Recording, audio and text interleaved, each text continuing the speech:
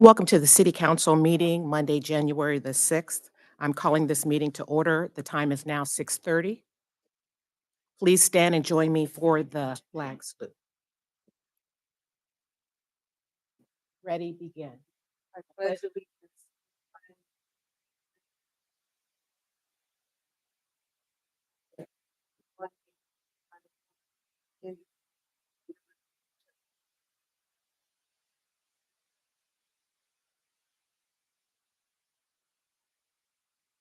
Madam Clerk, can we get a roll call? Councilmember Gama, Here. Councilmember Hernandez. Here. Councilmember Perez, Here. Mayor Pro Tem Lopez, Here. and Mayor McQueen LaShawn. Here. We're going to move to the inspiration, and I get to do the inspiration tonight. I'm pretty excited about that, being that it's the first council meeting in the year. So, Happy New Year, everyone. Okay.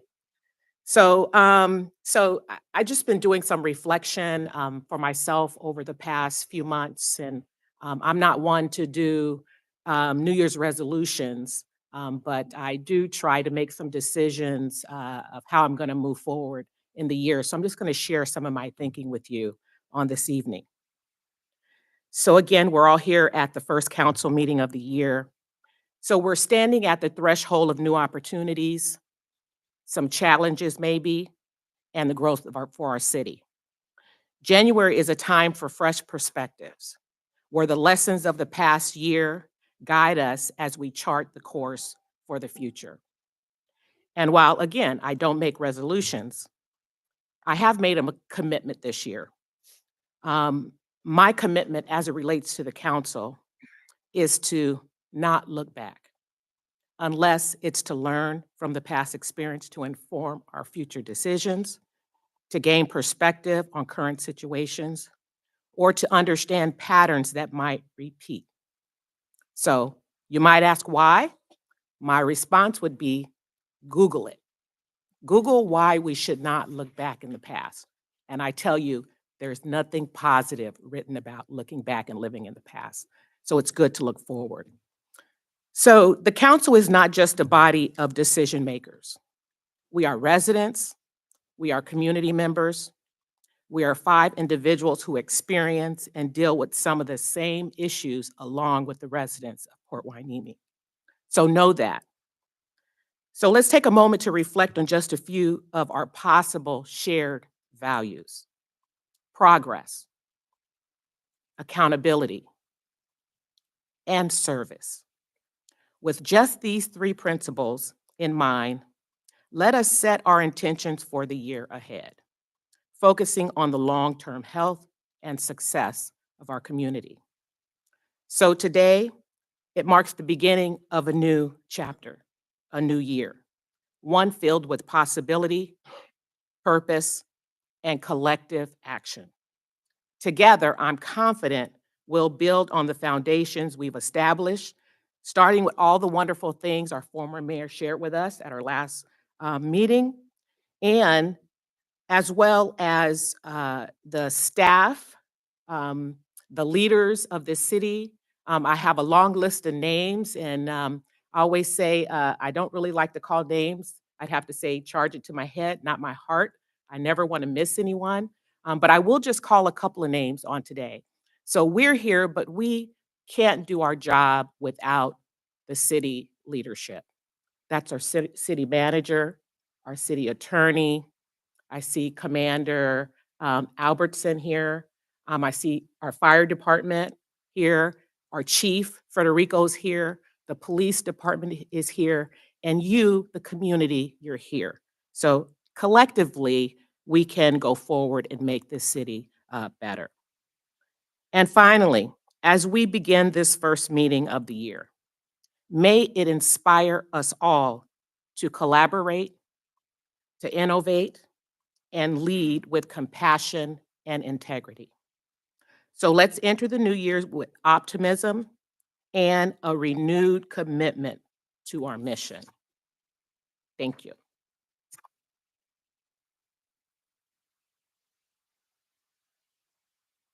And with that, we'll move to public comments. Any public comments?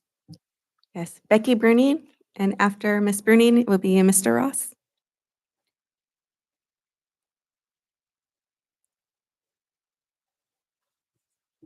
Good evening, Mayor, Mayor Pro Tem, Council, City Staff, audience.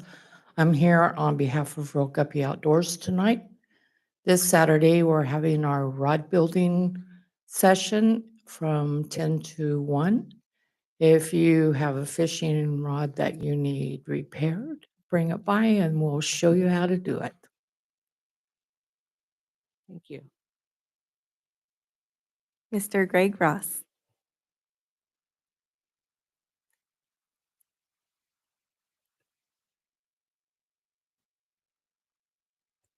Good evening. Longtime resident of Ventura County since 1970.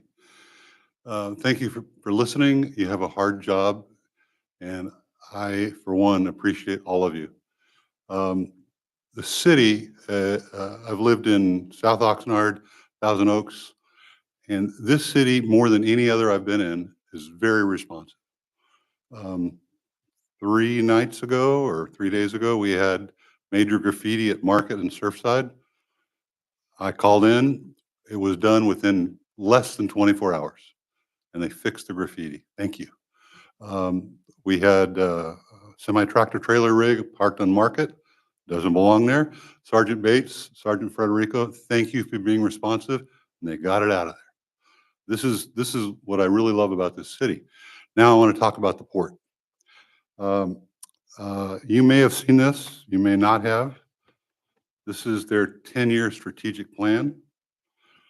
I'm going to start off with the most difficult issue, and that is the page 27 on this strategic plan talks about the rail lines.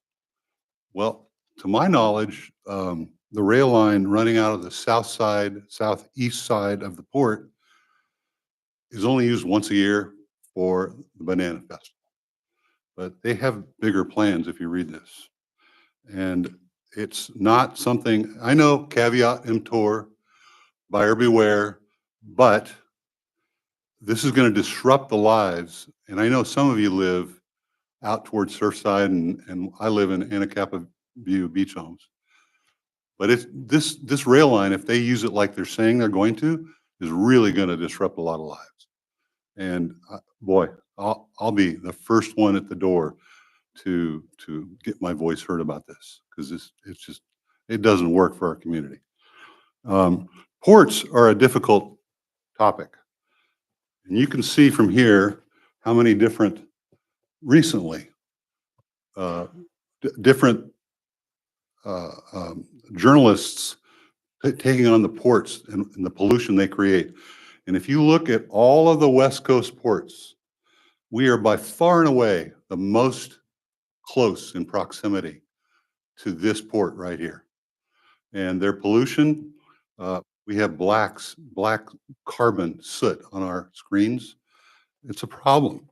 Their pollution is killing us. We've had 10 people just in our community die of cancer. Anyway, I gave you a little handout. The noise pollution is all the worse. The truckers and the port doesn't respond. They are not our friend. They're not good neighbors. Thanks for listening. Jan Burke, and then Randall Thomas. If I could just mention while Jan's coming up, that I know the port did recently implement that bonnet project that they had done a presentation on. And so they had offered to come back and kind of talk about that when that was being implemented and kind of explain how it works. So that's something that we can request as a upcoming presentation item. Happy New Year, Mayor, Council, staff, neighbors. I'm going to talk about the port later, but I wanted to just mention that the Hueneme HOA Coalition has had a number of meetings, and that we are bringing to you today the focus that we want to embark on this year for 2025 with the collaboration of the council and the staff. And there are 3 topics that have bubbled up as items that we would like to collaborate on. One is public safety. Of course, that's an ongoing matter that we all are concerned about, and we greatly appreciate, as Greg had mentioned, the responsiveness of our police department. They're doing such a great job. In addition, we are going to embark on short-term rentals.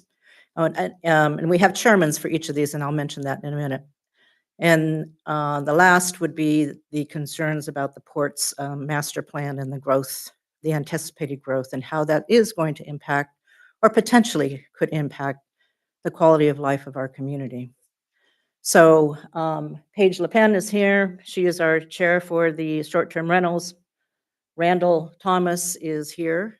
If you would both stand up.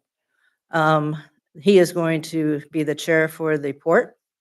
And Mitch Disney, I don't think he is here, but Mitch Disney will be our chair for the public safety. He's the one that brought up the concerns about the homeless in the Mandalay Bay Shopping Center. So anyway, those are the topics that we're going to come to you with, and I believe that Paige has some public comments that she will be presenting, and we will be back to you soon. Thank you. Thank you.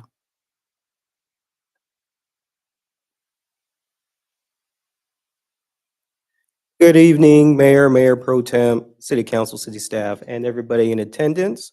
I just want to elaborate a little bit more on the focus for the port. It's to inspire more collaboration, better and more open communication and conversations, so that way people can properly get the information that the port's putting out, such as their 10-year strategic plan, what's actually going on when it comes to their green energy ideas and implementations that they want to focus on. And as well as making sure that we as a city and citizens can see how we can assist you in making sure that our voice is heard from the port itself to those port commissioners, and making sure that our city can get a fair deal. And we have a voice when conversations really do start happening and getting brought up. Thank you very much. Thank you. Now we have written comments. The first is from Patty Page LePen. She asked that I read this. Port Hueneme is a city of approximately 21,000 residents who are lucky enough to live in a community that still has a residential feel. Many of us are concerned that the unregulated conversion of homes to short-term rentals will erode the residential feel and create an atmosphere like Motel 6. We would like the city council to consider adding short-term rentals to the agenda of a future meeting, February 3rd if possible.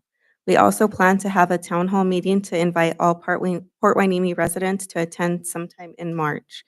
If the schedule permits, we would love to have the meeting in the council room.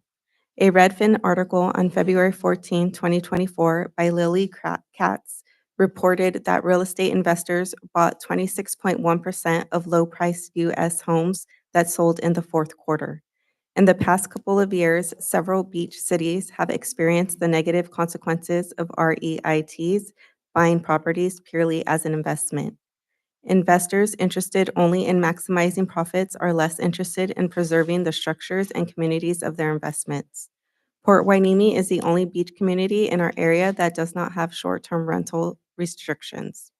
The California Coastal Commission governs these issues. The HHOAC Subcommittee on Short-Term Rentals, the STR-SC of the HHOAC, will be posting updates on Facebook page, HHOAC.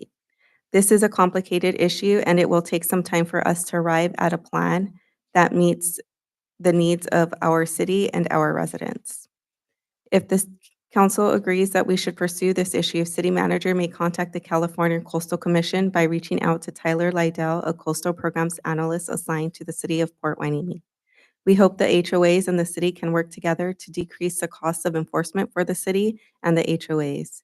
Due to the Davis-Sterling Act, HOAs have many limitations before we can levy fines, and the administrative costs of doing so are almost prohibitive.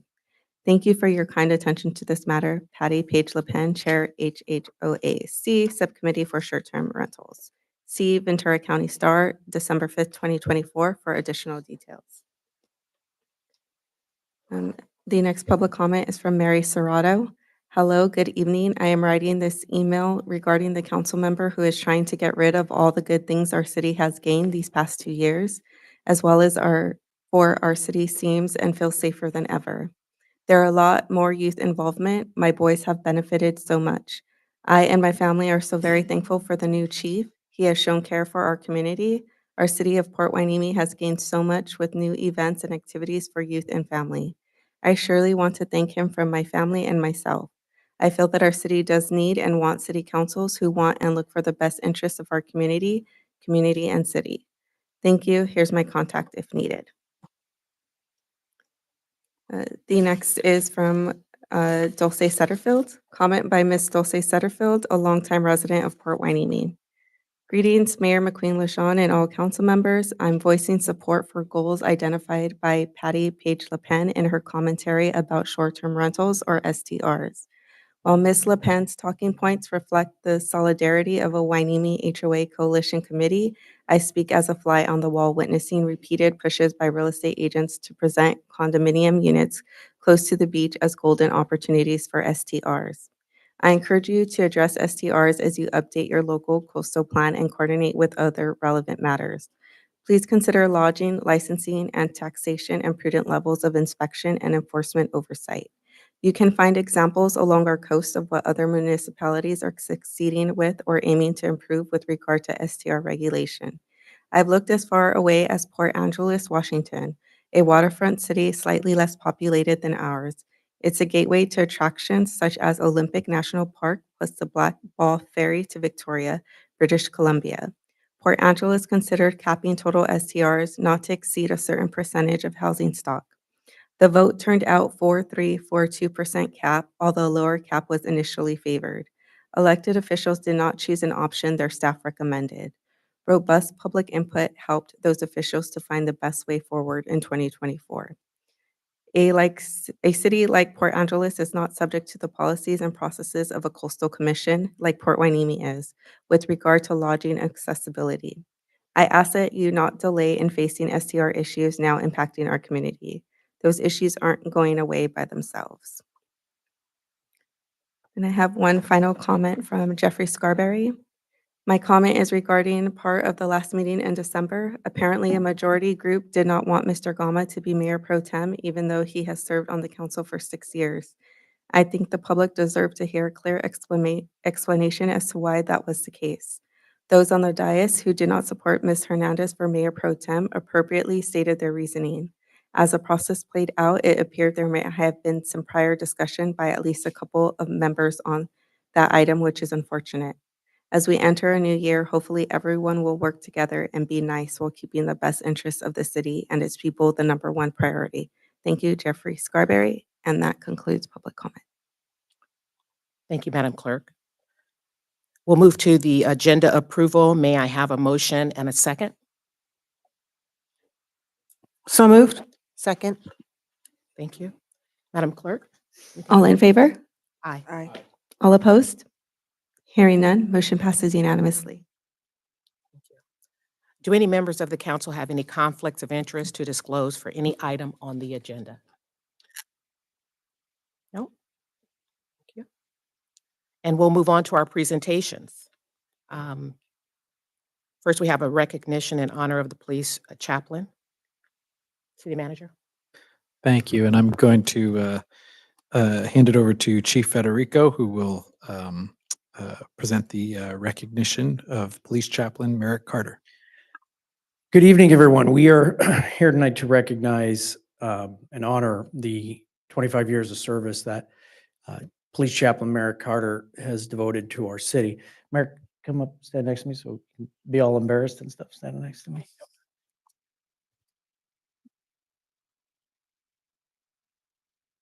He's not embarrassed. You all think I talk too much? Like, you get the two of us together and there's a lot of talking. So Merrick served 25 years as a volunteer police chaplain for the police department. But he's one of the people that was here when I left over 20 years ago to Santa Monica, and I came home in 2023, and he was still here. Yeah. So, and thank you. We used to ride with me. We would go to Uncle Herb's back when that existed. Yeah. Yeah. It was That was a favorite breakfast spot for him. As our police chaplain, his duties included riding along with officers on routine patrol on various shifts, accompanying police officers to assist with notifications of any suicide, death, or serious injury. This included crisis situations where a chaplain was needed in our community. I provided counseling within the police department, response to stress or family crisis problems, visited with sick or injured members of the department in their home or the hospital. He offered prayers and invocations at special occasions such as Explorer graduations and various ceremonies. He provided practical assistance to victims in the community when needed, and he'd pick up the phone 24/7 when we needed him. While doing this, he was busy with his day job and other activities. Merrick's currently the character development specialist coach for Ventura College football team. He also served as the senior pastor at the Pacific Coast Ministries. He received his BA and MA in biblical studies and his PhD in pastoral theology. He and his lovely wife, Arlene, have 3 daughters and 7 wonderful grandchildren. Folks, departing from his duties here with us will give him more time to spend with family and with his other duties. The man has a very busy life, and lots of things are calling him. So with that, I want to thank Chaplain Merrick Carter for his 25 years of volunteer service to our police department and to our community. Thank you. Let's take a picture up here. They've got and this is to Chaplain Merrick Carter in recognition of your achievements, contributions, and dedicated service to the community. Let's go out and take a picture. Sure. Yeah. You can say some farewell and then we'll take. I think he was also part of the Salvation Army when he and some of our officers went to 9/11 Right, as well. yes, You were the reason why that happened, I believe. right. Well, you never give a preacher a mic, but I want to thank all of you guys for coming out, especially my church members. I love you. I appreciate it. All the officers. You guys mean so much to me. The mayor, council members, staff, thank you all so much. Chief Mike Federico, we really appreciate you. And it's been a long time, a lot of years. I've seen a lot of changes happen through the years, and it's been a blessing. But I have to say this. I really support the police department. These men and women go through a lot. They really do. There's things that I've seen that in a small community like this, you never thought would think some of the things that go on, and these men and women have to deal with that day in and day out. So I will always support them, and I made it emphatically clear to the chief that whatever they need me is something special, and they don't have anybody else to come out. They need a pastor to come out and talk. I'm always available for you. And so that's about all I have to say. So thank you all so much. God bless you.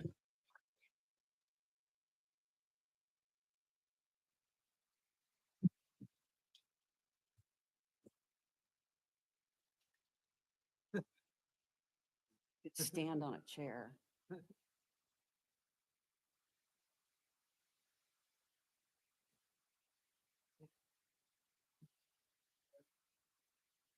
To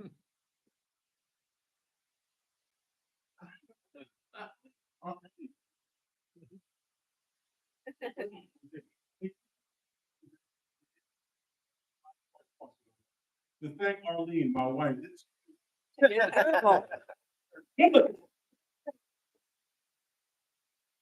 The whole time, the times I would get called 2 or 3 o'clock in the morning going out, she was there, and she's always been supportive, and I thank God for her. The Bible says when you have a good woman, you got a good thing. And God definitely bless you. Thank you so much.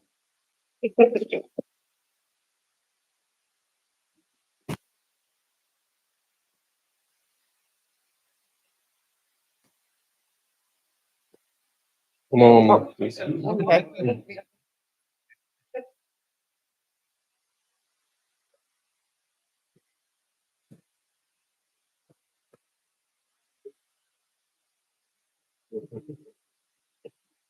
While he's taking a seat, did anyone have any words? Yes. Councilor Perez. Chaplain Carter, I know you and my husband go way back. So I'm just going to say on his behalf, he could not be here, Sergeant Perez. I'm sure would thank you for all the dedication you did for the city, for him. I know you were there for him through his own trials. And so thank you for your service to the city. And we wish you luck with whatever you do. I don't know if the Bible says when you got a good pastor, you got a good pastor. But I sure hope it says that. And the thing I find most impressive about you is you stayed behind the scenes and you knew when you're needed. And you knew that the work that our officers do is very difficult. And there's times where even the toughest of the toughest need a shoulder to confide in. And knowing that you've been there on those dark nights, those horrific events, it really makes me, and I'm sure everyone else, feel good about the mental well-being of our officers, because we know it's very difficult, the scenarios and scenes and the travesty of society that you have to deal with. And so thank you so much for being there for our officers and making their mental health a priority. Thank you. Pastor, thank you so much for your service to our city. 25 years ago, we responded to the crash of Alaska 261, and the chaplain program was so instrumental in helping the victims, family members of that crash, the first responders who had to respond to horrific scenes out in the ocean and here on the military base. So thank you so much for your service and all you've done for our city. Yes, thank you for your 25 years of dedicated service. That is outstanding. I understand chaplain duties, as Navy has their own chaplains as well, and they're always called at the most critical times. So thank you for your service.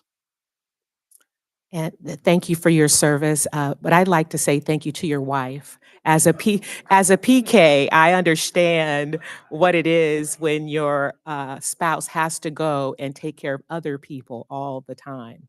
And so thank you for your service as well and your family service. All right. All right. We'll move on to the next presentation. Chief Federico.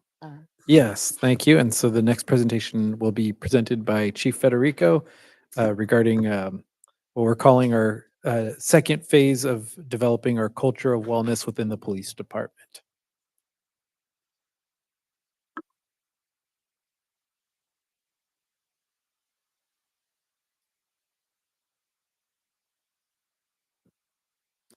Good evening again, everyone. If you remember, part of the 5 focus areas I had was employee wellness and employee wellness as a priority. And even to that note, we as a team put together our vision, mission, and values last year. And in the values, we are one of the unique police departments that amongst our values of respect, integrity, compassion, courage, we also listed employee enrichment and wellness. And our definition for that is empowering and motivating employees to grow in a team where none of us are smarter than all of us, and empowering employees to achieve their best possible health and morale.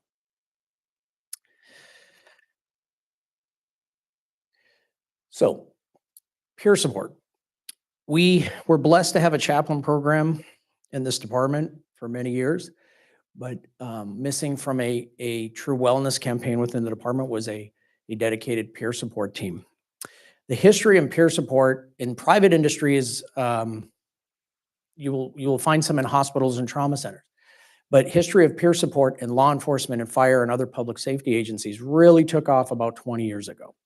I think the first time I sat in a stress debrief was in this room after the Alaska Airlines crash. And we came together as an organization and brought in a new peer support team in the county, which was Ventura PD's at the time. And it was a very powerful stress debrief. And that was my first opening to this thing called peer support and stress debriefs. And so then I went to Santa Monica PD, where there was a well-established peer support team. And I had the ability, I got recruited onto that team quickly getting there. And then I led that team for most of my 20 years down there. We became a nationally recognized peer support team. So I knew when I came home here, one thing I wanted to implement was a strong peer support team and wellness campaign. So that is our history. We had not had one other than our chaplain support. And we did have uses of a contracted psychologist to provide services within the department that we contracted with. So two things we had to do. We had to develop a policy because in the state in recent years, we got confidentiality for those employees that are peer supporters. And we had to make sure we had a policy in place to support the program, support the confidentiality, support the work and the efforts of the peer supporters, and that people understand what it's there for.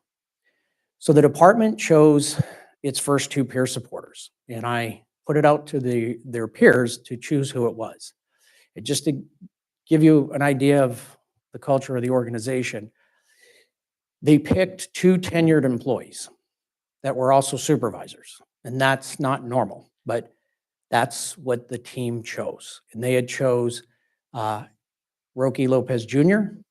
and Baltazar Tapia, two people that were looked at as big brothers in the organization. And that's who the majority chose to be their peer supporters. So we put them through a lot of training, and we went through a lot this year, going back to what we were facing in the community with storms, to the death of an employee, to some other crises within the department, and they stepped up, and they stepped up every time. So we contracted, again, we had an outside psychologist that we had allowed folks to go see for services, but I ramped that up. I brought in one of the best in the nation, and it's the Counseling Team International. And one thing they offer is confidential sessions, and it is being used by your employees. And these sessions are for them and their family members to get through any family crisis or work traumas that they're trying to process and deal with. Because folks, if we want compassionate, respectful police employees on the streets, we have to make sure that we treat everything they see and do to this abnormal job, because their responses as human beings is very normal, but it's an abnormal job. So they're going to have traumas, and we're going to have things that we need to bring to the surface. And some folks will need some sessions, and some folks will need just open on-site discussions and debriefs. So bringing the confidential sessions, they can contact TCI themselves, or they can go through their peer supporters. And we have a great confidential program with them that funds it at a minimal cost. However, we don't know who's seeing who for what, and that's what keeps it confidential. If you want your employees to come forward, especially in a law enforcement culture, you got to keep it confidential. So on-site critical stress debriefs, we've already utilized that too with TCI. We've had some difficult incidents involving children, and difficult incidents involving death. We can bring in a therapist or psychologist from TCI, and they will do an on-site debrief with our folks. Bring them into a room and allow them to open up and talk about it.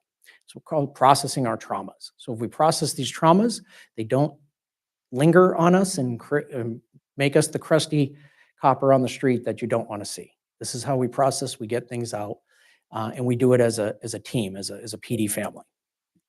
It also tends to bring your teams together. Supervisor management consultation. Any one of us, supervisors, managers, can call if we have an employee that we think is struggling with something, or they're performing great and now they're not. And is it because there's something going on at home, or they're looking at the job differently, or they had a issue with something in the field that they're not processing? And we can contact them and get some guidance. And these things are available 24/7. And then the trainings. We can send them to mindfulness training. We can send them to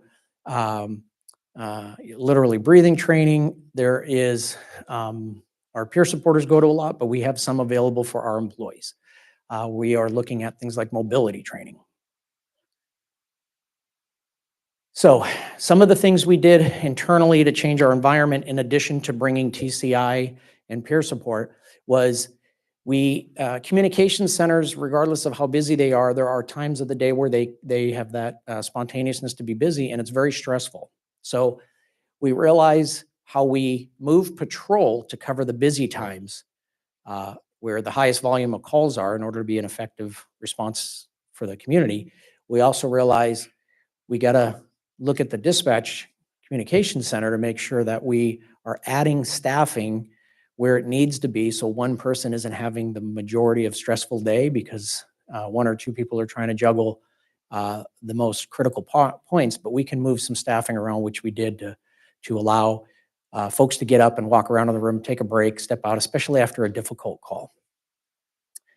We've done a lot of things in the environment. That's a small station and it's 50 years old. And after the remodels, after the floods, we weren't sure we were ever going to get the gym back that they had many years ago. So we have a lot of needs in the new world of law enforcement and technology, and you keep building out a small space, but we pulled it off. We crammed in a small gym and we have some great grant money from the state to spend on just that, employee wellness.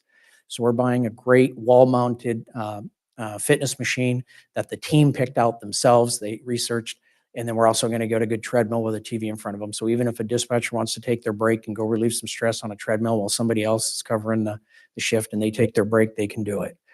And the gym is great for those that want to come into work early before traffic, and they work out and they jump in the shower and then they go in the field to protect you all. However, some of them love to de-stress immediately after work, before they go home to their families, and they hit that machine and they get all the stress out and they take a shower and they drive home, and they're great when they walk in the door. So there's a lot of reasons to make sure we have one available for them and that it's well equipped. And fortunately, we have some grant money to spend on that.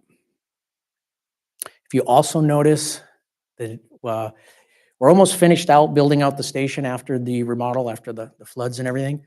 And it's a good ergonomic workspace. It's a very open workspace. It's a very friendly environment. Something that I learned from Chief Jackie Seabrooks down at Santa Monica was she pointed out to us that we can no longer just accept that a building's 50 years old and you walk in and you got to use duct tape to fix patches and stuff.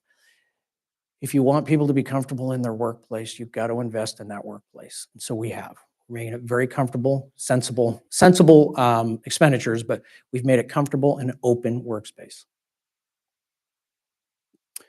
Our next steps on our wellness, as we've spent this past year building all the things I just told you, we're going to go into some monthly campaigns.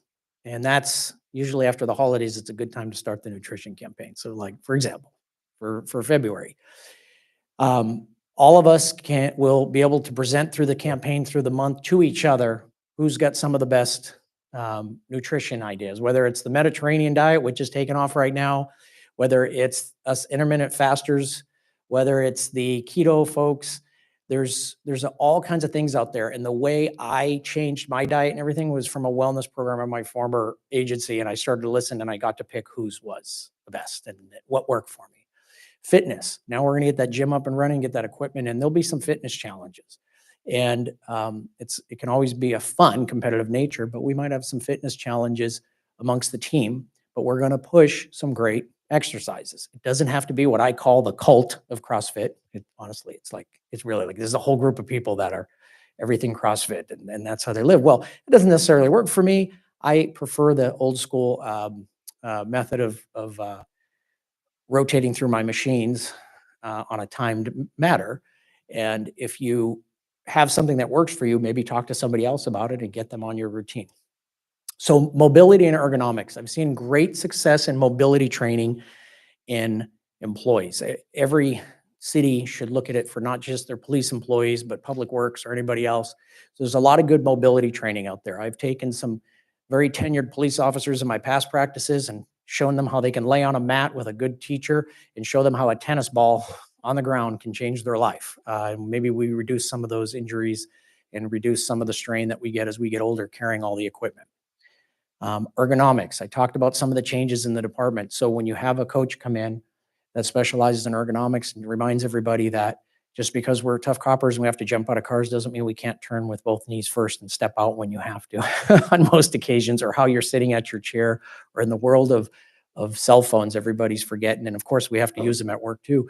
Everybody's forgetting there's a lot of ergonomics involved in doing bad things to your body when you spend time on these electronics. And then the mindfulness and stress relief. Breathing is very powerful in trying to teach our folks not just breathing in a stressful situation to control your actions, but just lowering your blood pressure at night. Just at several times of the day, work on some mindfulness breathing. Then there's several other categories of mindfulness on how we spend our days, what we're taking in through our eyes, goes back to our nutrition. But there's all kinds of realms that we're going to introduce our folks to see what they might take a opportunity to look into.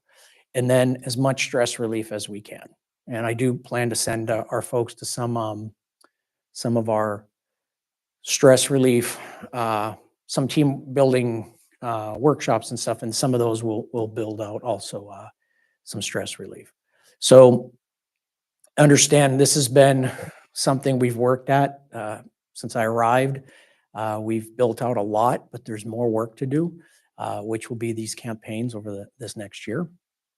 And then thanks to all the support in the city, unofficially, we have a therapy dog in the station. And anybody who's got to belly rub this guy on the streets or when you run into him, he is a true hugger, and he immediately reduces stress when you bring him into dispatch. So there's a lot more to do, and we're enjoying it. But honestly, we didn't realize this guy would have the impact that he does in the station and in the community with how much love he gives. So that's been great. City Manager, anything to add to that one? All right, folks. Thank Any you. questions? Any questions? All right, folks. Thank you. Do you have a question? Hold on just a minute. Really appreciate the risk management 101, identifying, mental health as being a key component of a good police force, and all the things that you're doing, you identified, you're bringing resources, and you're not just telling people to suck it up, and No, suck it up, buttercup. yeah, more. no more of that, right? We're all human. We all get affected by these abnormal things. I mean, just for me, reading about some of the things that our police encounter is like quite difficult. And then one question, is that machine available for council stress? Just kidding. No, I think risk management said no. Back me up on that. Thank you very much. Council- Appreciate it. Thank you. Councilmember Hernandez. Thank you, Mayor. Thank you, Chief, for your presentation. I noticed that the title of this presentation was the second phase of developing culture of wellness within the police department. The first phase, was that your peer? Yes.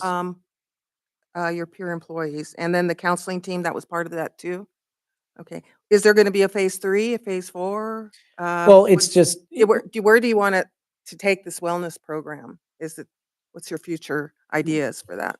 the vision of the department will be set by the department as we get through that second phase. So if they see something else they want to bring aboard, it would be an easy sell to me. But I think once we get through these campaigns, they're going to see a lot of what's best practice out there right now. Cool. Thank you. Right. Mayor Pro Tem.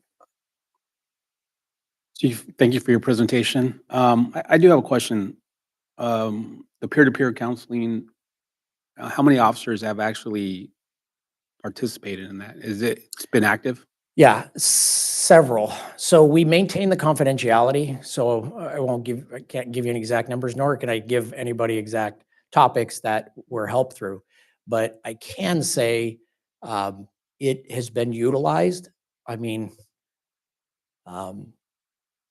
some of the officers, if you get to talk to them one-on-one, may open up and tell you how in the first month of implementation, and I mean the first month, not even like 3 weeks, we did some pretty serious intervention to help folks out, and they are a year later, very healthy, happy peace officers in your community, being compassionate, respectful.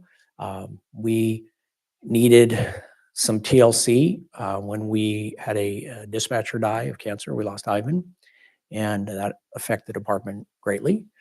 And we are one of those high stress injuries where we will always home issues will surface, whether it's your teenage child who goes to school one day and they find out that their parent's a police officer, and then their friends tell them, well, your dad's or mom is the devil because they shouldn't be a police officer, which was a huge slap in the face to this industry several years ago, especially when you're being compared to something that's happening thousands of miles away. So how do you help that family dynamic heal so this person can go to street and help people? And we have specialists at TCI that deal with children of public safety employees that can come in and go, identify what's going on, and this may be what's causing it.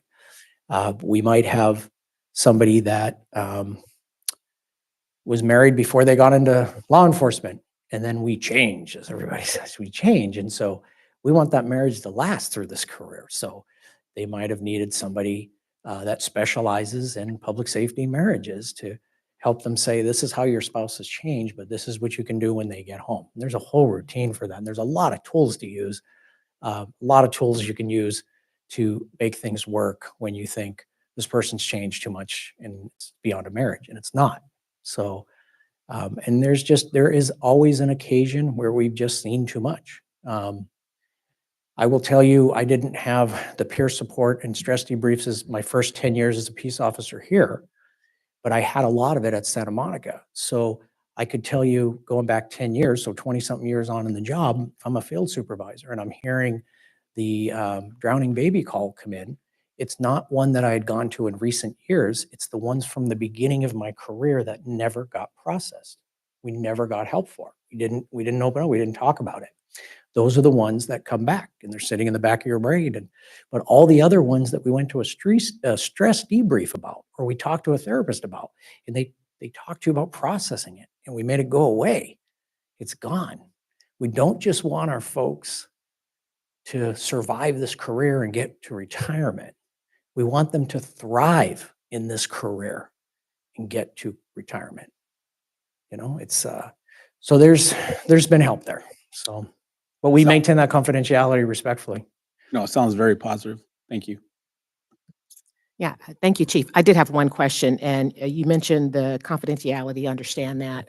But in a lot of programs, there is a level to where it becomes so that it's not confidential anymore.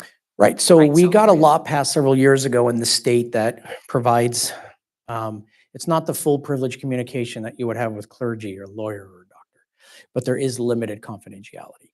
So those matters that become criminal in nature, you'll begin to lose some of that. So obviously that would be something that comes up. But yes, there is some limitation. However, with the psychologist too, that's just with the peer supporters, but they do have doctors and psychologists that they can speak to as well.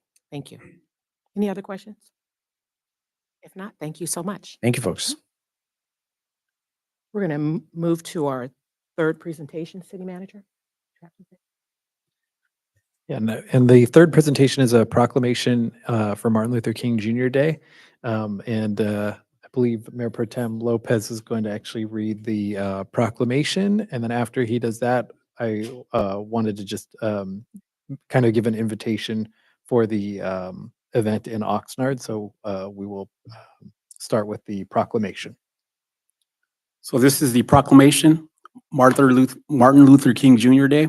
Whereas on January 15th, 1929, revered Dr. Martin Luther King Jr. was born in Atlanta, Georgia. And whereas Dr. King was a transformational leader of the American Civil Rights Movement and one of the most influential orators for peace, equality, and human rights in the world history. And whereas Dr. King is remembered for dedicating his life in an unyielding faith and passion for justice, racial harmony, by championing the principles this nation was built upon, and a strong commitment to his beliefs of freedom, equality, and justice for all.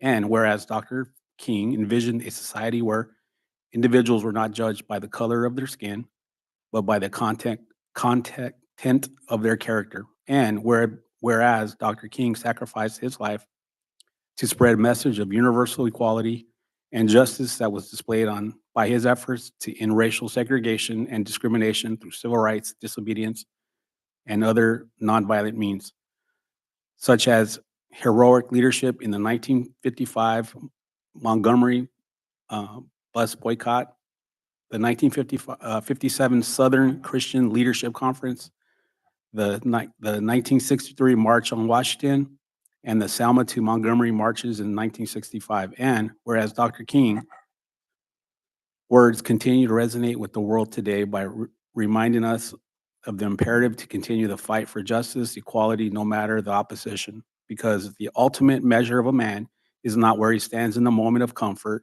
and the convenience, but where he stands at times of challenges and controversy. And whereas people throughout the world continue to be inspired by Dr. King's vision and words, his strength of character and compassion, and his model for peace demonstrates, and dialogue. And whereas in 1983, Dr. King became the first private citizen to be honored with the federal holiday, not just to celebrate his memory, but also to preserve his legacy, one that calls upon us all to exercise our moral authority, stand up against injustice, and protect our most sacred tenet of democracy.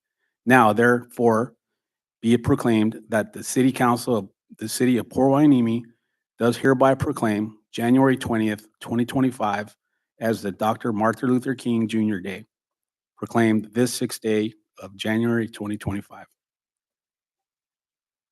Thank you. And we actually had invited the Martin Luther King Jr. Committee of Ventura County to attend today and invite our community to the event, but they actually are meeting right now coordinating this event.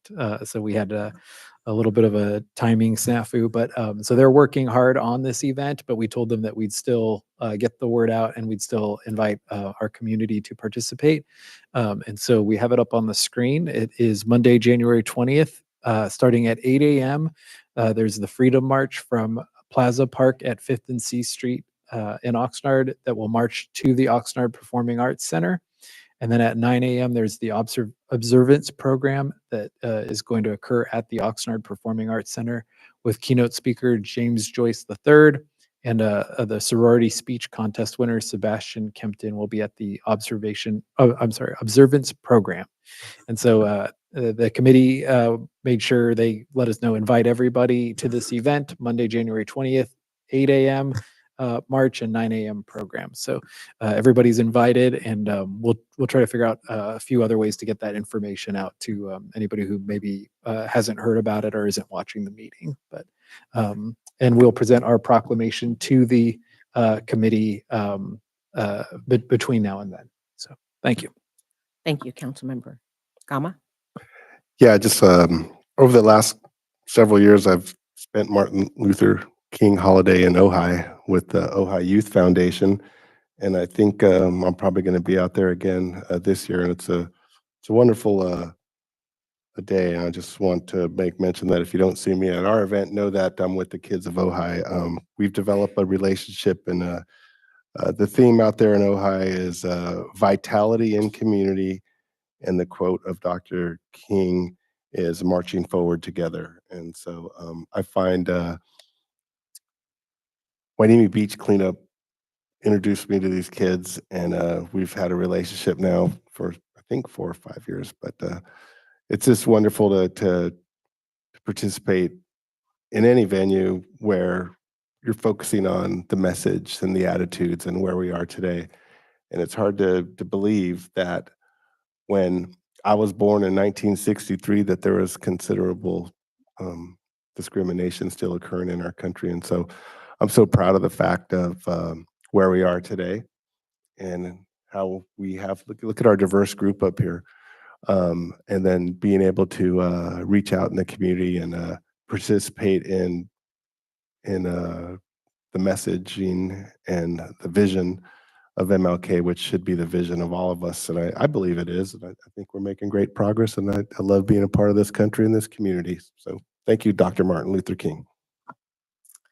Thank you. And if I may, I'm going to put in a shameless plug. For the, there's a speech expo winner from the Oxnard Elementary Schools who competed at his school and won first place, then competed against 20 other elementary schools, and he is the winner. So he will be the guest. He's not the guest speaker, but he will be doing his speech from the Speech Expo on that day. So you really don't want to miss that. Thank you. Okay, so we're going to move on to the consent calendar. We will now consider items on the consent calendar, which will be enacted in one motion unless council member has a request to remove an item. May I have a motion and a second to approve? If there Move are to no approve. items, thank you. Second. Thank you. Madam Clerk? All in Take it. favor? Aye. All opposed? Hearing none, motion passes unanimously. Thank you. And we will now move on to public, there's no public hearing. Business items? Yes, and Deputy City Manager Charles Peretz will be presenting the first business item, which is related to the city's entry into the Clean Power Alliance. And at this point, we have a couple of decisions that the City Council will be making as the last step to enter the Clean Power Alliance. So I'll let Mr. Peretz present from there. Thank you, City Manager. Good evening, Mayor, council members, members of the public. As the City Manager indicated, agenda item number 8 pertains to the council selection of a default energy rate with the Clean Power Alliance and the designation of a city representative and alternate to serve on the Clean Power Alliance Board of Directors. The report includes 3 recommendations for the council to consider. The first is the recommendation that the council select the Clean Power tier as the default tier for electricity consumers in Port Hueneme. The Clean Power tier utilizes 50% renewable energy sources and offers rates that are comparable to SCE's current rates.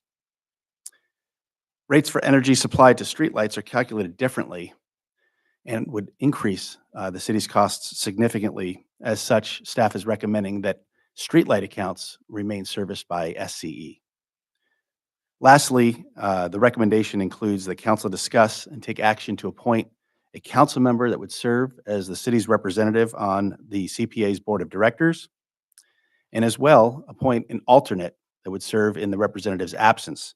The alternate may be another council member, a member of the public, or a member of city staff. By way of quick background, March 20th, 2023, the city received a presentation from the Clean Power Alliance. And subsequently, the council authorized staff to move forward with a feasibility study to assess the city's ability to join CPA. In November of that year, the city adopted an ordinance regarding its intent to join CPA's Joint Powers Agreement, and the CPA subsequently held a public hearing to authorize the city's inclusion. In March of 2024, the Public Utilities Commission certified that action, allowing Port Hueneme to begin receiving service from the Clean Power Alliance October 2025. The Clean Power Alliance offers 3 different renewable energy tiers. While they each have different price points and amounts of renewable energy, all 3 offer more renewable energy than Southern California Edison. The Clean Power tier, which is the tier being recommended by staff, provides energy from 50% renewable energy sources and is offered at the same rate that SCE offers. As noted earlier, rates for streetlights are calculated differently, and in order to avoid adverse impacts to the city's budget, staff is recommending that those accounts remain with SCE.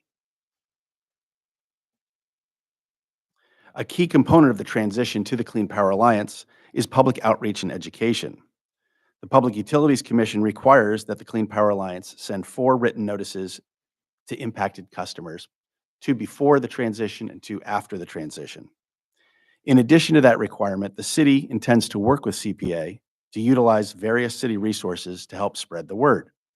This includes use of the city's website, Facebook and Instagram accounts, the monthly newsletter, flyers at public counters at City Hall and the Community Center, utility bill inserts, and training front desk staff to answer questions and educate the public. Additionally, the city will coordinate a meeting to be held at Hueneme Bay and at least one other community meeting to help educate residents and answer questions they may have. One of the benefits of joining the Clean Power Alliance is local control. Each of the participating agencies is allowed to have a designated representative on the board of directors. The board of directors considers rates, energy procurement, and customer programs. Board meetings are held every first Thursday of the month at 2 p.m., and board members have the option of participating either in person or virtually at one of 4 identified locations. The one that's closest to Port Hueneme would be the Ventura County Hall of Administration. That provides the overview of the staff presentation. We do have representatives from the Clean Power Alliance in attendance. We have one physically here and two on Zoom that may be able to answer specific questions the council may have. Does council have any questions for staff?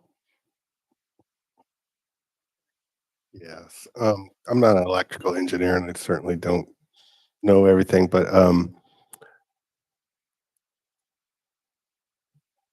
this is a really nebulous concept and I'm having buyer's remorse because I don't understand. I understand transmission, I understand batteries, but are we, in the short term, are we okay?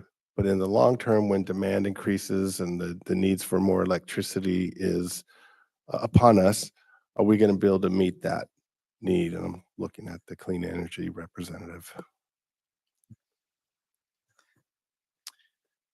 So we do have Gina Goodhill here from the CPA. And Gina, if you are the person to best answer that question, we'd ask you to come up. We also have Ted Bernacki and Karen Schmidt on Zoom.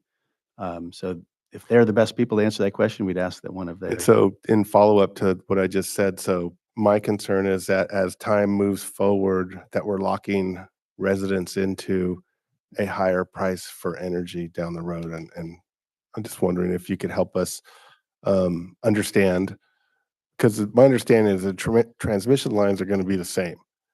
It's just a matter of where you getting the electricity from. And could there be a time in the future where demand outstrips supply? Come up to the microphone, I guess, please. I was going to say, Councilmember, I'm happy to answer that question, but I will note that our CEO is on the Zoom, so he may be the best person here to answer that. So I'll let him take that. Thank you. Hi, good evening, Councilman. Can you hear me? Yes. Yes, thank you. Oh, great. So, so reliability and demand is governed by a law in California called resource adequacy. We at Clean Power Alliance are subject to exactly the same rules and regulations around reliability and meeting demand as Southern California Edison is. We've met every resource adequacy requirement in the month and have never had a problem meeting demand. Our rates have been and remain competitive.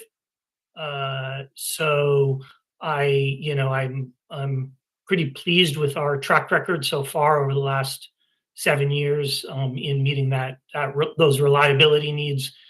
And I can assure you that your residents will not, the reliability of their service would not be impacted.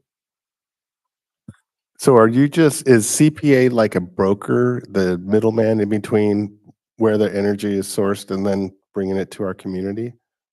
So we source our power from private entities. In fact, most of the power in California is now owned by the private sector, including most of the power that Edison buys. So we are operating in that same competitive market, and will put as much energy as our entire system demands onto the grid, just like Edison does. One further question is, as the more and more city managers drive electric vehicles. Anyways, I'm just taking the cheap shot, sorry. But my question is, like, let's just say the electric vehicle market goes to 50% of all the cars in California. Will we be able to supply that needed energy to power those batteries? Yes, sir. We do internal demand forecasts looking at vehicle sales as well as registrations of our customers in our service territory. We are predicting a significant amount of increased demand and are planning for it and procuring additional energy ahead of time. We also offer both special rates and programs for our electric vehicle drivers. who also are our customers, to get them to encourage them to save money by charging at different times of the day when energy is clean and cheaper and more plentiful than certain hours of the day. So we're both doing it at a system-wide level, but we're also engaging with our customers at the individual level to help them save money by impacting the time of day at which they charge, and actually paying them to charge at times of the day when energy is more plentiful. Great. Any other questions? Yes, ma'am. Can we do Ms. Hernandez first, and then we'll come back to you? Thank you. Thank you, Mr. Bretz, for your presentation, and thank you, members of CPA, for being here tonight. Councilman Gama brought up a question regarding cost of services through CPA, and it's been my understanding that I'm a little concerned how this is going to be rolled out to residents, because there's a lot of rumors out there about this costing more than their SE charges. And it's my understanding that they may see an increase on their bills in the beginning, but that it will later on fall off. Is there any truth to that? That it will level off after time?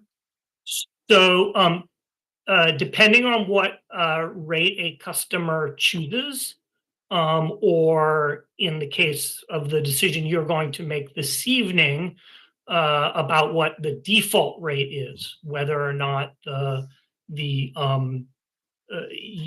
would a typical customer would either save money or pay no more than they're currently paying, or pay up to 5% more if they were to choose 100% green power. So it really depends on the rate that that an individual customer chooses, or the rate that you all choose to have as your default, because the fact of the matter is most customers will go with the rate that you all choose. So if you were to choose lean power, the typical customer would save 1% on their bills. If you choose clean power, they'll pay the same amount. And if you choose 100% green power, or they choose 100% green power, they would pay 5% more. Though our board at the end of last year set those rate comparisons, and those rate comparisons will stay in effect for at least the first 9 months of service. And after that, you all would be involved in setting the rates for the future. With the exception of 1 year, we've always had at least one rate cheaper than Edison, and a customer can always choose to be on that rate. Very good, thank you. Councilmember Press. I have two questions. The first one is related to the city's increase in potential costs if we were to go with it. What is the reason for the significant increase in costs if the city were to opt in for the program? Yes, so that's just for the meters that, or the service for your streetlights. All the other meters for the city are those same bill comparisons. Streetlights are an interesting, long, twisted history, but within the Edison framework, the streetlights get a significant subsidy that we are unable to match. And so that's why we generally recommend that unless a city has strong desire to zero out their carbon footprint, that they consider opting them out or not beginning service with them. So Karen Schmidt, who's on the line, has been talking with your staff about that in order to ensure that there are no additional costs to the city. Thank you. And the opt-out and opt-in option, that's my second question. We know that when we go into this program, all residents in the city will automatically be opted into the program. How easy, because I know there's a lot of concerns from some residents who may not be interested in sticking with the program, how easy is it for them to opt out? And is there a charge for them to decide to do that?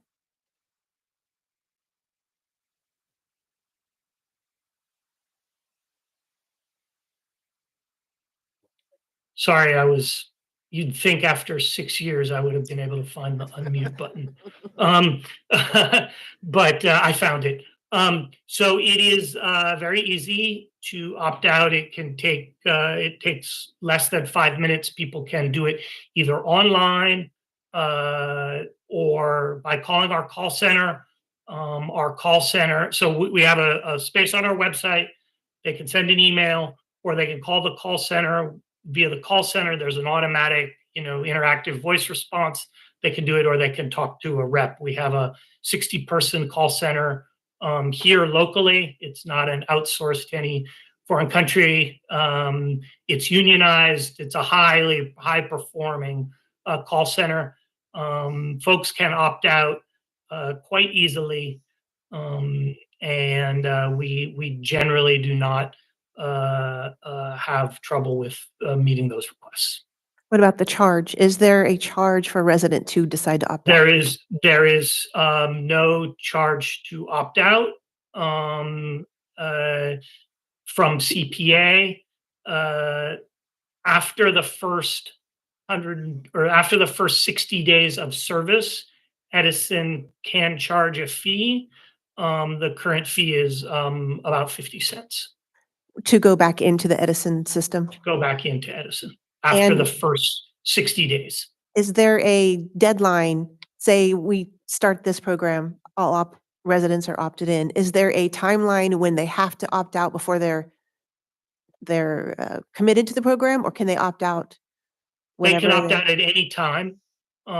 We generally see most opt-outs taking place within that first 120 days when we're noticing generally the first 6 months, then people get used to it and it remains quite stable, but people can opt out at any time. Okay, no further questions for me. Thank you. Let's go to Mayor Pro Tem, and then we'll come back to you. Thank you. So just so the residents are clear, and this is how I'm understanding this rollout, is we're going to provide a base tier for Port Hueneme, but the residents do have options of selecting their own tier group. Is that correct? Yes. That's correct. Okay. The tier that you are deciding is for the customer who does nothing. Correct. Okay. So SCE does have discounts for people with, say, low income, the mask for sleep apnea mask. Do we have any of those incentives as well? So, so you're speaking of the CARE program and the medical baseline program. Though if customers are already on those programs through Edison, they will automatically be ported over. And they'll get the same discount on their electricity bills that they currently do. Okay, and last question. For people who generate their own renewable energy, solar panels, is the rates very similar to what SCE is offering? They are similar. We have two additional benefits for our customers who have solar panels. The first is that if they are net exporters of energy over the course of the year, we will pay them an additional 10% above what Edison pays. We also have a rebate program for home batteries. So if you already have solar panels and you want to add batteries, or you're adding new solar panels and you want to add a battery, we have a $750 rebate for a for a regular customer, and $1,000 if you're a low income customer. Okay, that's all. Thank you. Councilmember Gama. So you just triggered something on me that the city, we have solar power here, right? And so are we a net exporter of energy? The city of Port Hueneme? I don't believe so. Okay, so we're consuming all the solar energy that we produce, Yes. and therefore we don't, And we pay an electric bill. So and we pay an electric bill. So have we penciled out the savings? Like, is this working out for us? So that's one of the reasons why we're recommending the tier we're recommending, is because it would be anticipated to be the same cost. So no Okay. additional cost. no savings. The council has the options, though, to either choose more renewable at an additional cost or less renewables at savings, but we recommended the middle tier, which would be more renewable without additional cost. Right. And then here's the part that it's a little funky. So we're faced with making a decision tonight, which it's pretty clear. We have to exercise our fiduciary responsibility and save the city from 365,000 to 500,000. I think it's a no-brainer, right? But by doing that, we're opting, and I guess I heard that streetlights are complicated. Edison subsidizes, but we're going to opt out of the program to enjoy savings. We aren't opting out of the program. We are in the program, but we're opting our streetlights out of the program. Everything else the city has will still be in the program. And And it's it- only and- because of the streetlight, the very specific streetlight subsidy issue. So, and that would impact our budget, but also impact the taxpayers. Exactly. Which is not something we Right. want So to do. we clearly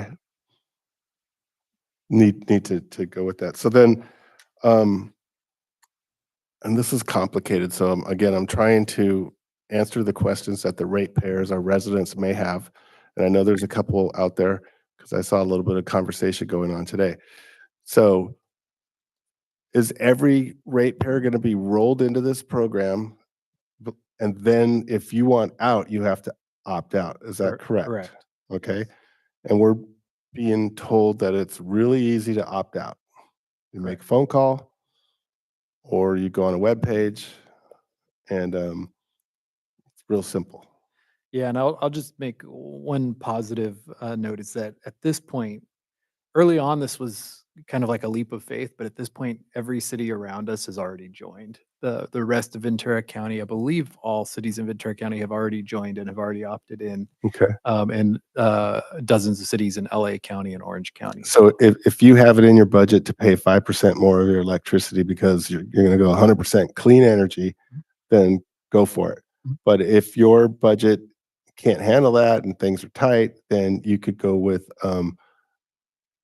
the least costly option, which is less than 100% green energy. Correct. And one of the points I know that Clean Power Alliance used to really highlight that I thought was a good point to keep in mind is right now you don't have any choice without being in the Clean Power Alliance. You have Southern California Edison and that's it.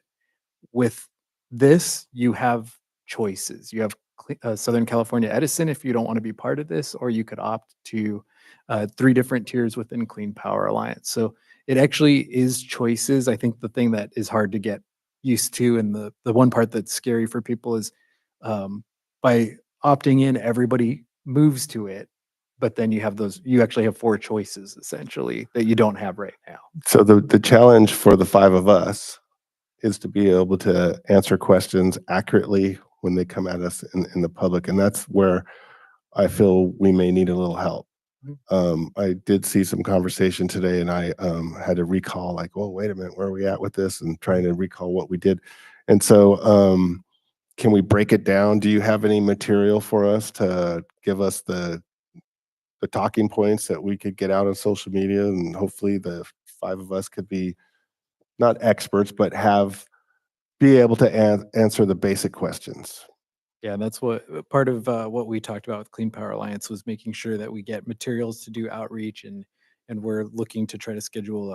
I think we're trying to do two community meetings to try to help get that word out too, because the maybe bearing the lead is if somebody's concern is purely savings, they actually have an option to save money that doesn't exist without joining. Right. And I want to be able to, as a council person, be able to direct them to that path. Yeah. Very easily without complicating the system. Got it.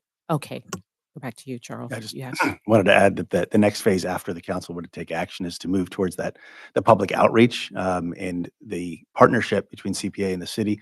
The city would serve as the vehicle. As mentioned before, we have many different avenues to promote the information, but the resource, the information, Gina is kind of, that is her expert area. and she could speak a little bit to that. But the documents, the FAQs, the informational sheets, we would get those source documents from CPA and distribute that through the city's means. And I'll just say briefly, I think Charles covered it really well, but this is sort of the next step before we can really do that outreach is the decision you're making today. Once we know the preferred energy option, we'll be able to really launch that outreach. And so as requested, that includes a whole slew of items that we really hope the city can use and that we will use to help make sure that people are as aware as possible of this change. So there's talking points that we'll provide, there's sample social media, there's a sample press release. We like to do at least 2 community meetings, so we really rely on the city and staff to know what those meetings look like, whether it's an Earth Day event or maybe a community fair or whatever it is that makes the most sense in the city. In addition to that, Charles mentioned there's notices that go out.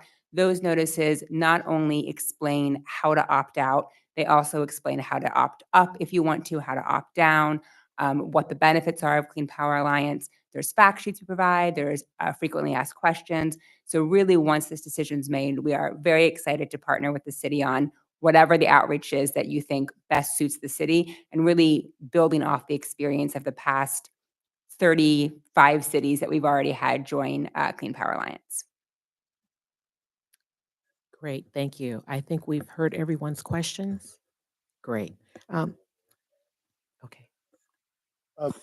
So there's been some social media chatter. Can we make sure that, and is it your practice to monitor some of the neighborhood chats so that you could nip misinformation, misunderstandings in the bud? And because it came up today on a Hueneme neighborhood group, I believe. I'm not sure, but I know Luis Mendez commented. And so basically, I just want to make sure that we're looking out for avenues to jump in and nip misinformation in the bud if there is in fact some. Yeah, so once the outreach starts, in addition to myself, we have someone who is, we have another person, Joe Cabral, who will be specifically working to monitor what's going on, monitor chatter. He lives in Oxnard, so very close by.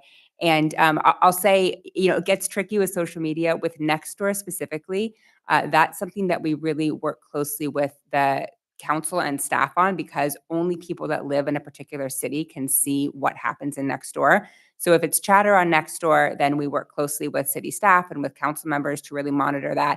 If it's other types of chatter, Facebook, Twitter, Instagram, that we do have access to. But either way, we are well-versed in making sure that we're looking at sort of what chatter's out there and then making sure we have talking points to address it.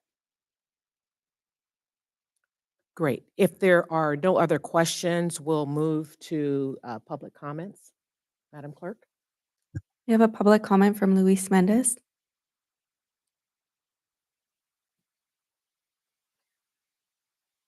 Thank you, Mayor Pro Tem, council members and staff. I'm glad I got to hear all that because now my kind of speech has changed with the answers, or questions being answered. Just 2 little things of criticism, I guess, to the city, for improvement.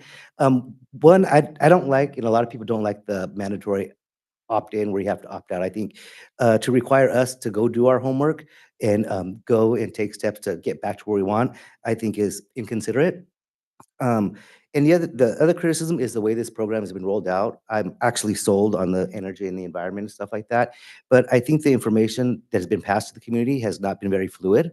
And it looks like you guys already voted on the ordinance before any of these questions were answered. So I feel like you guys did it backwards because it's like we're already there. So even though we may have more questions, I did see online people were putting links up. Oh, go look here to answer your question. Well, it's like, why do we have to work to find answers for something we didn't opt to be changed to?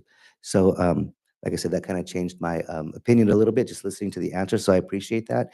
But I just think a little bit more communication and the fluidity of it would be could be better received to the community by you guys doing a little bit more work on it. Thank you. Thank you. That concludes public comment. City Manager. Yeah, if I could just note, maybe it is helpful to kind of go back. I know the slide had the history, but we had to go through a multi-step process because the last step was that Clean Power Alliance had to actually essentially approve our application to get into the program.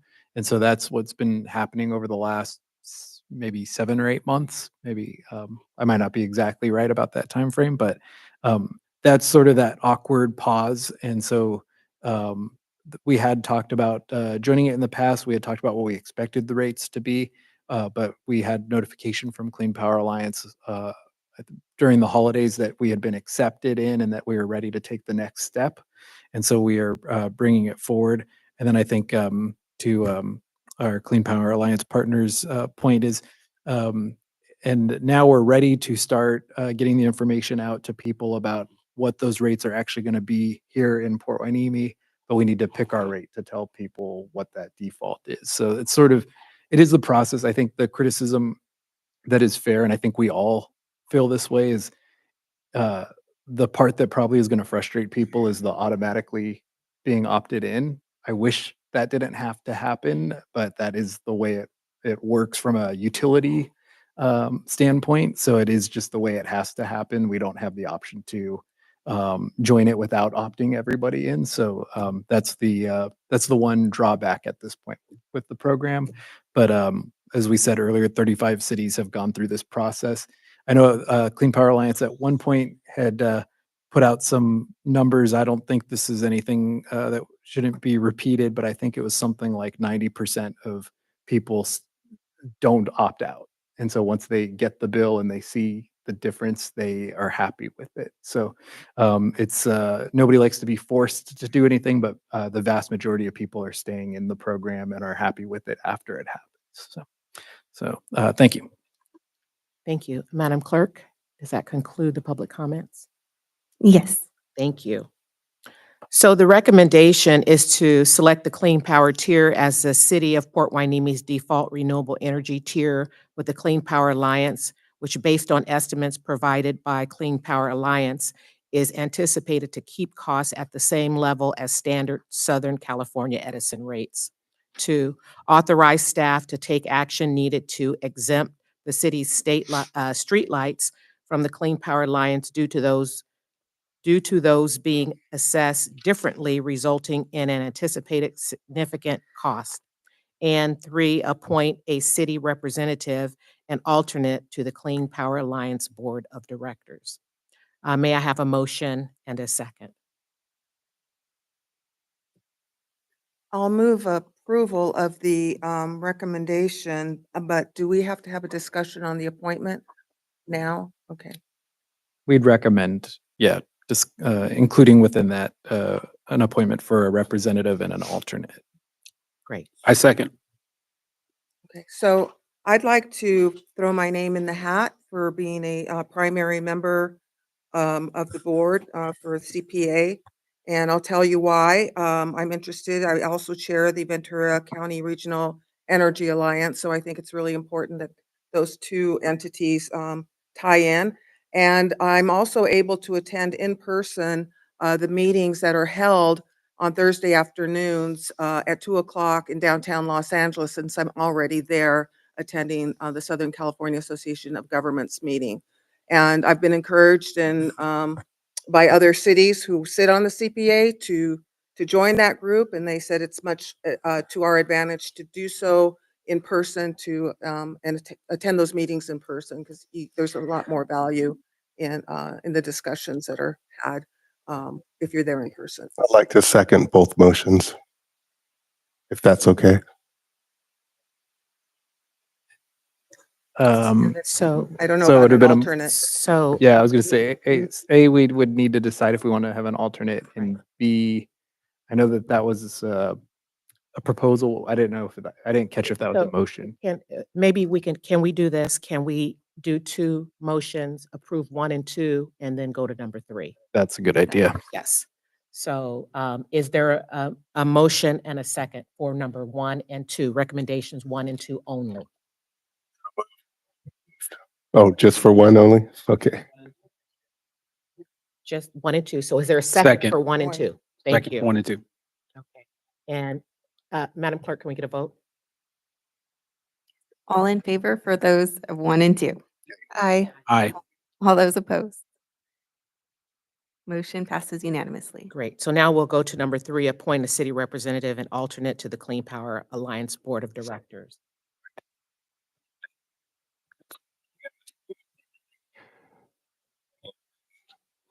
not interested in alternate, so if anyone is, I will nominate you. Is there Mayor? interest in- anyone interested? I will just note too, if it's, I know the LA part kind of scares people away. So there is the ability to attend locally at the Ventura County Government Center if you aren't able to go to LA. So if that's scaring anybody away, that is, there's an option there. And can we say that time again? 2 o'clock, first Thursday of the month. And, and a staff member can also serve as an alternate. Could be a staff member, could be, some cities have appointed community members who were part of advocating for the program. So there's options. Okay, so Mayor Pro Temp has volunteered to be the alternate. Okay, and with that, can we get a motion and a second for number 3? Move to approve. Second. Madam Clerk? All in favor? Aye. All opposed? Hearing none, motion passes unanimously. Okay, we'll move on to number 9, City Council Liaison Committee appointments for 2025. City Manager? Thank you. Yes, the next item is item we do annually for each year. We review the City Council Liaison Committee appointments. We have a list which we are pulling up here, which shows last year's list of appointments. There are a couple of proposed changes, and then the council will have the option to make any preferred changes or modifications. But the changes that we recommend are basically based on things like committees that are no longer used, or if there's been a change in a position like the incoming mayor and mayor pro tem, for example. So the changes that we have identified and recommended were on the City of Port Hueneme and Oxnard Harbor District City Port Committee. The mayor and mayor pro tem typically serve, so we would recommend updating those with our new mayor and mayor pro tem. For the Southern California Association of Governments, per their bylaws, if a member of the city council is also a SCAG regional council district representative, that member by default is appointed to attend and be a voting member.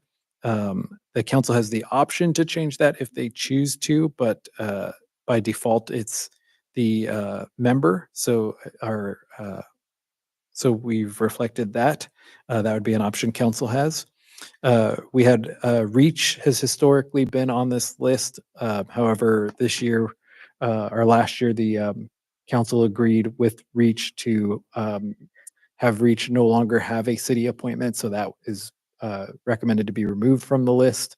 Similarly, the Landscape Design Guidelines Update Committee project is complete. So we are recommending removing that from the list moving forward. And then we noted that the Clean Power Alliance is newly added, and we will update that with the appointments that the council just made. And so those are the changes that are recommended due to some other change. But each year the council could also discuss and decide whether there's just any desire to make any change or to alternate on agendas or committees. So with that, we've pulled the list up and we can go through it as the council desires.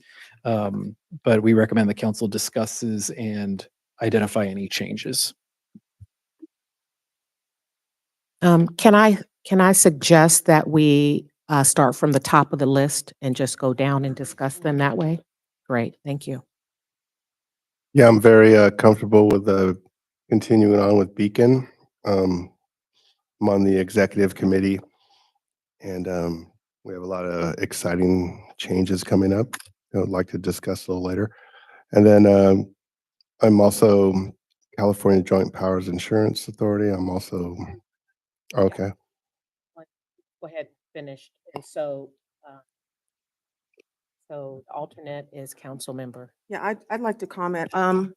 I'd like to make a motion that we switch the alternate and primary for Beacon. I've sat as an alternate for 6 years now, and even as an alternate, I've helped in organizing the annual SAN summits and participated in meetings and following what's going on. And I think just in the spirit of rotation, I would like the opportunity to serve as primary for Beacon. So I'd like to make a motion to do that.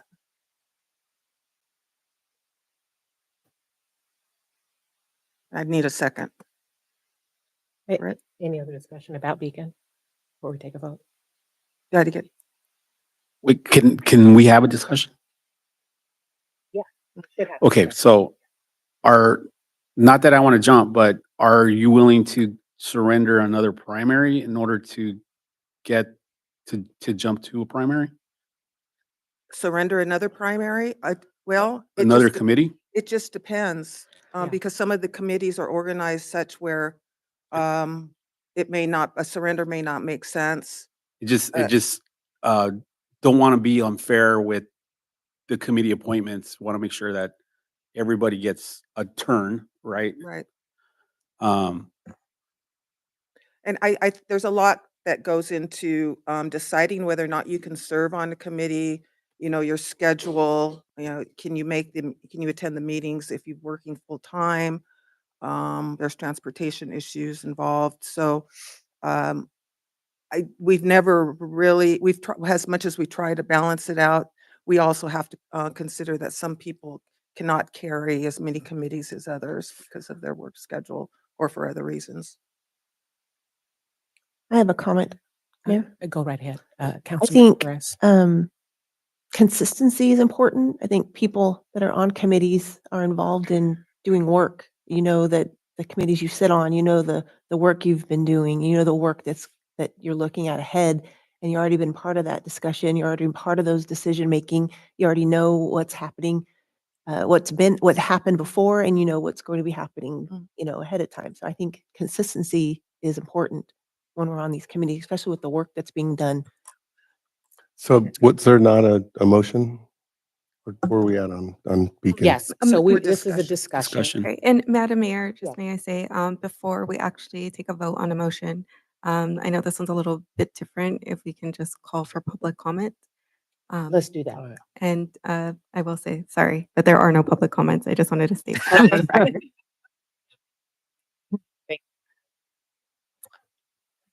So you're done. Did you have anything to say, Councilmember Gama? Councilmember Hernandez made a motion to nominate herself. Was that what happened? And I didn't hear a second. I think at this point, we were having a discussion. Yes, she called for a vote. Okay, still haven't heard a second.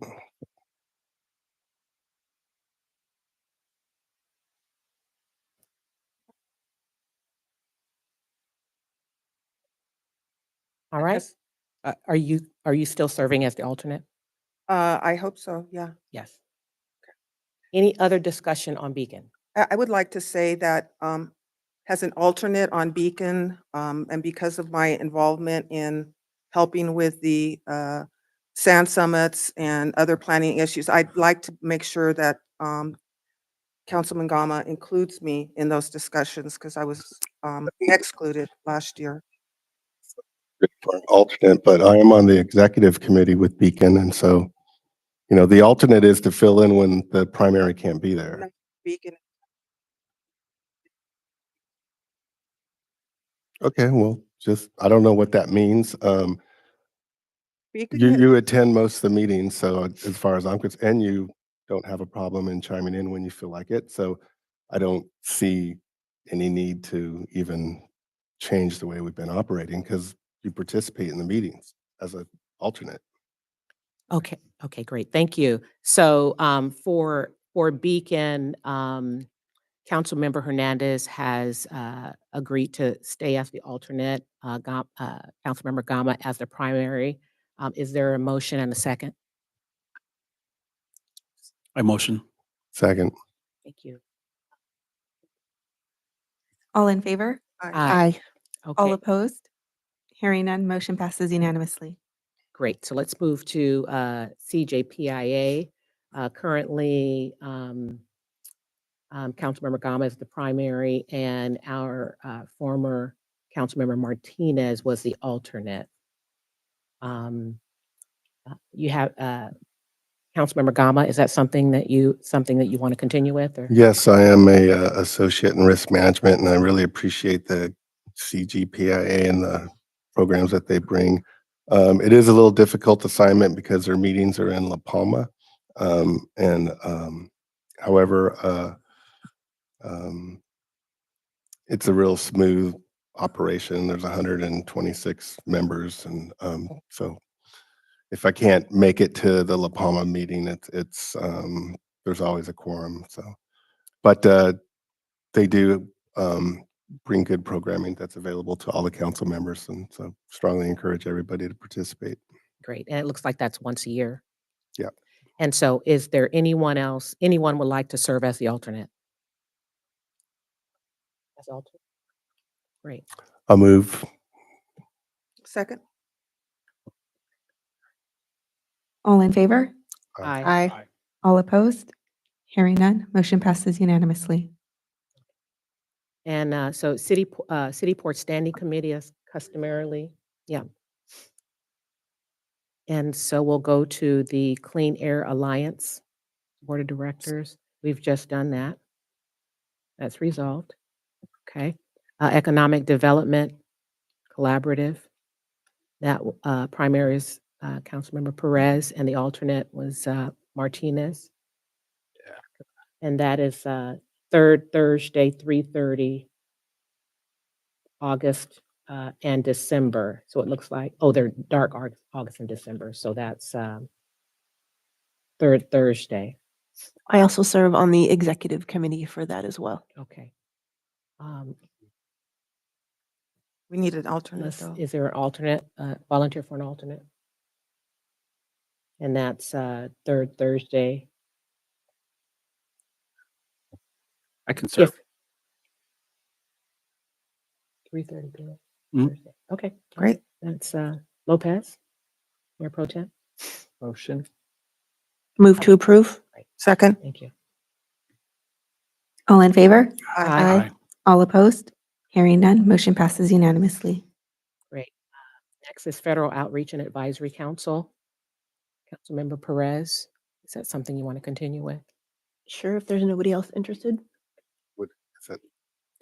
And it looks like there's a Monday, second Tuesday, 2 p.m. via Zoom, and there's 2 annual meetings.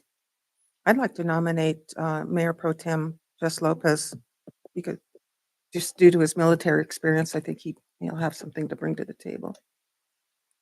So I want to leave that up to him because I know he's still employed, and this is at 2:00. And so some of these may be more difficult. Yeah. That's just me speaking. There's only really, other than that, the RDP is what I'm interested in. So I'm going to pass on the federal outreach and advisory. Okay. Is there a motion for Councilmember Perez? Sir? So moved. Well, I'll do the alternate. Oh, you want to do the alternate? Sure, I'll do Sorry the about alternate. that. Councilmember Hernandez? Sorry about that. Can we get a motion in a second? Motion. Second. All in favor? Aye. All opposed? Hearing none, motion passes unanimously.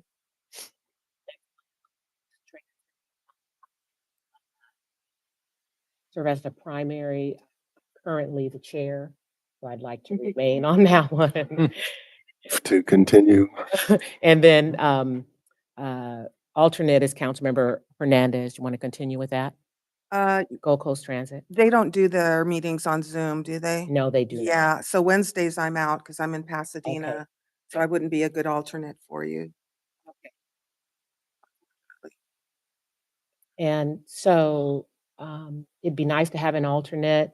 I haven't missed in 2 years.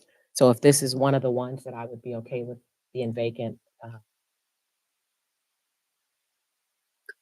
Anyone? Well- 10 a.m.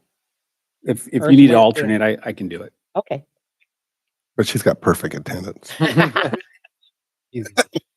jinx yourself. Was there a motion and a second? Second. All in favor? Aye. All opposed? Hearing none, motion passes unanimously. Okay, next one, Port Hueneme Water Agency. That is 3 members and 1 alternate, 3 council member. It requires 3 council members and an alternate. I'll stay the alternate. Okay. Because I served, Hoping you would change with me. no, I served 3 years on that committee, so new guy gets the new. I will, I'm good As a continuing. primary? I am. yeah, do you want to be on there? That's- Okay. And so we'll leave it like it is then. Well, the third was Martinez, so that, Oh, the third We was can. Martinez. yeah, so we'd Okay. have to. Yeah, and that's before council. I can do that. meeting. Motion? Yes. Move to approve? Second. All in favor? All opposed? Hearing none, motion passes unanimously. Port Hueneme Housing Authority is. Shall I make a motion? Second. We got it.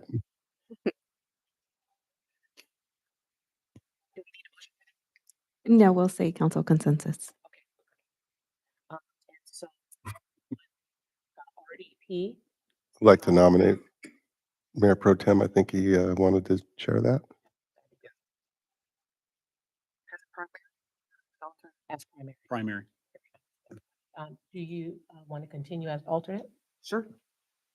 I'm still on the strategic Does planning. anyone else want to be the alternate? I don't pick out people myself. Okay, great. Thank you. Is there a motion? Move to So- approve? Second. All in favor? Aye. All opposed? Motion passes unanimously. City. Yes.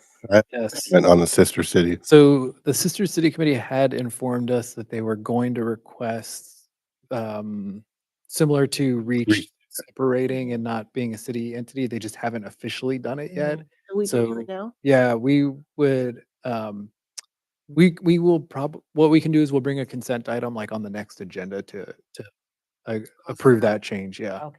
So just for everybody's memory, the thing that was holding it up was them getting certified as a 501c3 and getting all that, and that is now done. So we should be able to make that change. Then just the background is that having 2 council members on a committee kind of creates a little bit of a Brown Act issue in that, there can't be collaboration with other council members, so. But we did that on Reach, and I think that was the same premise for Sister Committee. See it through. Yeah, and well, the Sister City Committee in particular, and Reach in particular, the request was from those entities that they wanted to separate and not have a dedicated city spot. If you remember, the conversation was, they said that they would be open to having city representatives who wanted to join it and participate, but it just, the mandatory city spot, even if somebody's not interested in it, didn't really help either entity. So So we could still serve as individuals, as Yep. residents, but not as council. yeah, exactly. We'll make that change. Okay, great. Let's move down to SCAG. Currently Hernandez is primary, and there is no alternate. A comment on that, Mayor? SCAG? So with SCAG, there are multiple SCAGs. Like, for instance, I'm on the Community Economic and Human Development. SCAG, is that on there? Oh, okay, It's okay. gonna be later. Then never mind. Okay. Yeah, this was specifically, I think it's the regional council district representative. The other ones that are up here are the ones that are appointed by council. The Got ones it. later, the council does not make those appointments.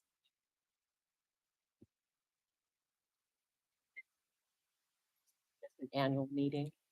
No, this is the regular first Thursday of the month, and they do require this year that we meet in person. So it is once a month meeting. And I was initially invited to serve as the District 45 rep by Carmen Ramirez, and that District 45 includes Port Hueneme, Camarillo, and Oxnard. Does anyone have a desire to serve on that or? Okay. Can I get a motion and a second for what Councilmember Hernandez being primary? Second. All in favor? Aye. All opposed? Hearing none, motion passes unanimously. Mayor, I'm sorry, Mike. Sorry. Uh, uh, Southern California Edison Government Advisory Panel lists Hernandez, and there's no information on meeting, the meeting area. Yeah, Is that the case? we meet as needed, but we do have fairly regular meetings, at least once a month. So, and I would very much like to continue serving on that committee due to the, my role on VCREA and now CPA.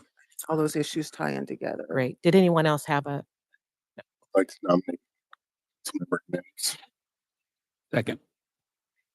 All in favor?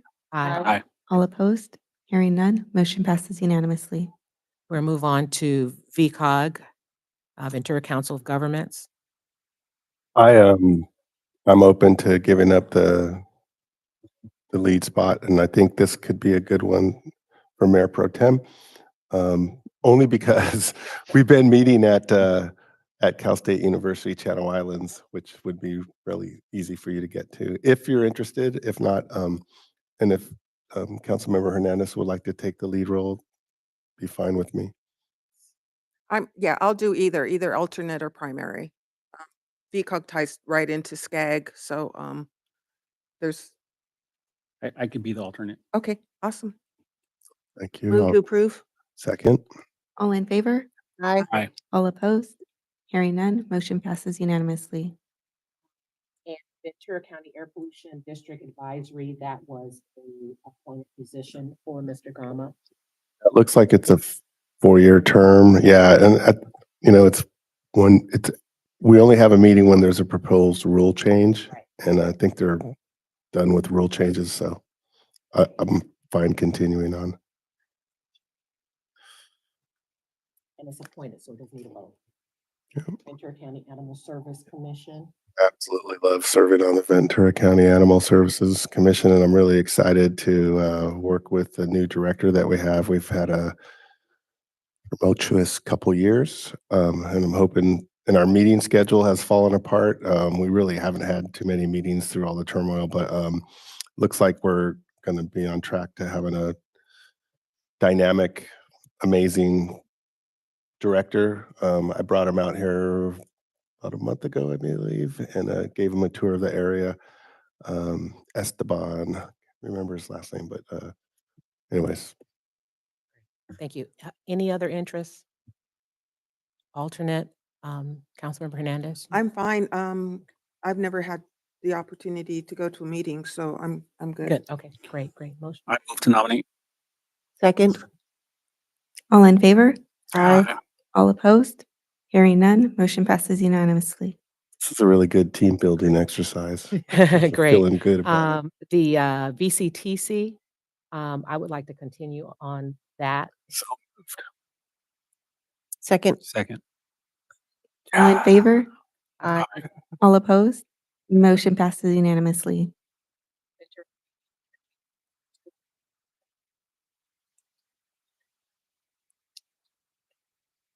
I'm chair also.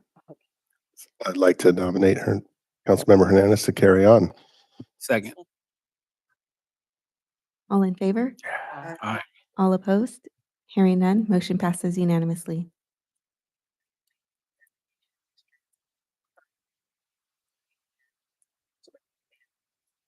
The alternate.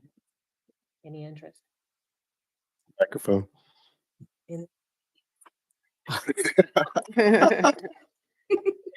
When the city clerk gets up, you know you're in trouble. Ciao. Say any interest, I'm willing to continue. Alternate. Hernandez? I'll continue as alternate. Second. Okay, all in favor? Aye. All opposed? Hearing none, motion passes unanimously. And The last is is that the, no, it's not the last. The Museum Governance Committee. I'm currently sitting on that, and alternate is Mr. Gama.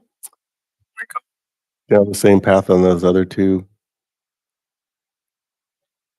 Potentially, we haven't been asked. I think, actually, if I remember right, I think the council, when the museum reopened, the council actually gave the assignment to the museum committee to come back with their proposed sort of governance structure. So Yeah. potentially, it's sort of in their court to come back and tell us how they want to do it.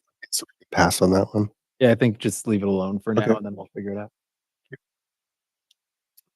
Next, Air Pollution Control Board. I'm appointed to that. So I'd like to continue, of course.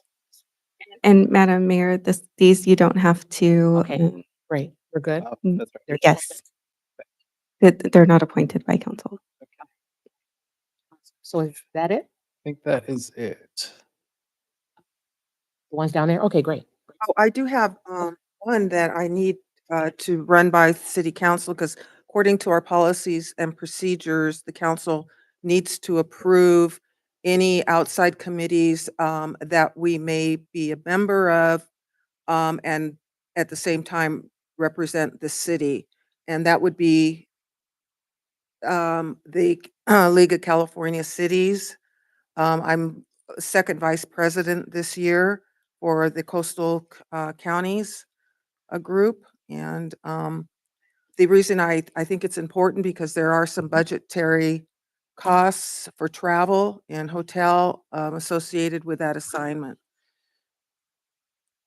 Okay, my initial thought is that we can get that information and bring that back as an item. It could be potentially a consent item if it's simple, versus I think doing it under this kind of existing committee appointment. Okay. Potentially, yeah, it could be maybe a little bit of a Brown Act issue. So we can bring that to a future council. How would meeting. that be a Brown Act issue? I'm just curious. Not agendized. Because it's not agendized. So theoretically, if a okay. member of the public wanted to speak about the League of Cities Committee, they don't Oh, have I the, see. they don't have the opportunity to Okay. do that now. So I think we can get that information from you and the League of Cities and bring it back. Very good. Okay, I think we have completed that task. Cool. So, We have plenty of motions, Yes. and Georgiana will have fun typing the minutes. okay, so Oh, we'll, wait a minute. We didn't do water agency. Fort White Water Agency with Martinez as a primary. Those We appoint, did, I just, the PHWA actually makes those appointments for the AWA. Okay, very good. Thank you. thank you. So we will move to agenda item number 10, synopsis of agreements between the city of Port Hueneme and Oxnard Harbor Port. Will staff please present the report? Thank you, Madam Mayor, Mayor Pro Tem, council members, audience, staff. This is really an education item to bring our newest council member up to speed with respect to these agreements. And some of them are very complicated, as well as to refresh the recollection of the remainder of the council. Primarily, there are 4 separate agreements. There's a modification to one agreement, and there are 2 amendments to the agreements. And the stated purpose of all of these agreements is to offset the costs of improvements and maintenance of city infrastructure due to the port's activities. I've listed those agreements out on the first slide. There's a 1983 agreement, a 1987 agreement, first modification to the 1983 agreement, an MOU, a memorandum of understanding between the city, the port, and the Surplus Property Authority regarding the transfer of the NCEL, Naval Construction Engineering Laboratory property, which has 2 addenda. There's a settlement agreement, settlement and release agreement between the city and the port dated October 5, 2015.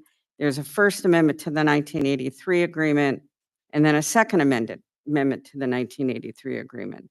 What's interesting and needs to be kept in the back of your mind is that all of these agreements, to a certain extent, are still in full force and effect. There have been some modifications, but I'll review that with you. And all of the agreements conclude right about March 2036. Okay, the 1983 agreement. The original term of this agreement was for 25 years, and it really focused on truck and vehicle traffic impacts on the infrastructure and the maintenance and road repair costs, as well as increased security concerns. So the city obligations under this agreement are reconstruction and widening of Panoma Road, maintenance and repair of Pleasant Valley and Port Hueneme roads to ensure full use by the port, providing and maintaining police patrol and investigative services within and around the port, city approval of a resolution consenting to the port's acquisition of certain properties, and the city is to provide a report each year of these items by September 1 of each year. Under the 1983 agreement, the port, in consideration of those actions by the city, the port was to make a payment to the city of 0.2778% of the port's gross operating revenues as indicated in the most recent audit. And that was to be made by the 10th of every month. Remember, that agreement is still in full force and effect. Oh, yeah, thanks. I'm really bad with clicker. Thanks. The 19, Did I hear you say that that calculation would be done on a monthly basis? yes, under the agreement, the payment is to be made by the 10th of each month. And then it would be audited? I got mixed up because I think you said they're subject to financial review or something? The gross operating revenues are based upon the most recent audit of the port, and the port would make a payment of 0.2778% of those gross operating revenues. This is not an audit by the city. This is the port's own audited financials, They would do it on a monthly or just yearly? monthly. The payment, under the agreement, the payment is to be made monthly by the 10th of each month. But don't we do annual, don't public agencies do yearly audits? That is correct. Okay, so I'm just wondering how that works out. I can't answer that.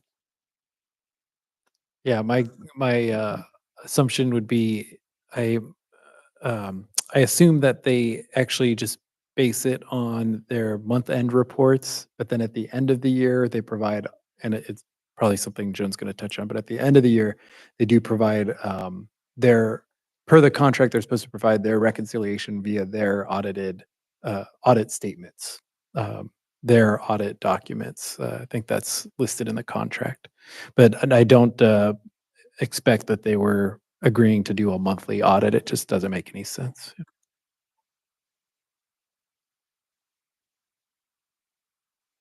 So, how far? Now, how far do you want to go before we start asking questions? Or do you want to notate your questions and I suggest we get through the presentation. at least? Yeah, I think that especially as we get further along, some of the answers are in like the next slide Yeah. where there's modifications. So I'd recommend, I know it's frustrating because we have to wait, but I recommend getting through the presentation and then having the clear picture to ask questions. Okay. Well, I just think that if questions come up and we clarify them and we keep rolling, because it does, when we get to the end of the presentation, there's a lot of information being thrown at us. So anyways, Well, whatever if the majority says, let's just go through it and try and save our questions for later, I'm okay with that. If yes. So I'm not saying go through the whole one, but if we could probably hear, we're talking about 1983, if we can just hear 1983, and then maybe we can stop. How do you all feel about that? Okay, so Concur. let's do it that way. Per agreement. Okay, I think we're on to the 1987 agreement at this point, and I apologize in advance. This is really dry stuff. Very detailed, and these agreements are very complex. The 83 agreement was actually rather simple, now we're getting into more complicated agreements. And one thing I've noticed is that in these agreements, nobody was defining terms. So there's a lot of question. I guess they didn't believe in terms those days. That said, is there any other questions for the 983 agreement? If not, I have a question. So in the 1983 agreement, it does say that on September 30th of each year, the port will provide financial statements audited by an independent CPA. If they're already doing a audit that's independent, I'm not clear why we wouldn't have to ask for another audit. Yeah, and I think one of the things that'll become clear as we go through future years is that there's probably terms on both sides of the agreement that weren't maybe fully met, and there's been terms that have changed over that time period. We've talked about it with the port at some of the recent joint meetings, but the city didn't really ever follow the practice of submitting our report to them by September 1st, and then I don't think we ever got the report from the port by September 30th. So it's sort of like, it's just, I think each agency just kind of got into a pattern and operated and wasn't honoring every letter of the agreement. I think those are things we've talked about with them that, moving forward, we'd want to try to make sure either that we correct those things and address them, or that we update agreements when we do update them to take out and maybe simplify. I think I will say that is, I think by the end of this presentation, what we'll all say is we should simplify these things moving forward, because it's layers and layers and layers of outdated language requirements, et cetera. So in their current agreement, we are supposed to provide a report to them by September 1st. They are supposed to provide audited statements back by September 30th. I don't think that those things ever happened. So their end of the year audit, we're not adjudicating that against the invoices that they give us? Staff? It does not this is going back 40 years, 42 years at this point. It does not appear to me that it was ever done. Yeah, kind of analyzed by anybody. I think sort of both sides just sent each other invoices and kind of moved on. So. go ahead. Okay, we're talking about the 83 agreement. Is there any formula that led to the 0.02778? Not that I'm aware of. Okay. Is there any description how that number came into being? In other words, No, council member, this agreement was 40 some odd years ago. I'm not aware of like a staff report in support of it or anything of that nature, which would provide more detailed information as to how that number was arrived at. right, because There's just a lot of missing information on that. And it's just what the contract says.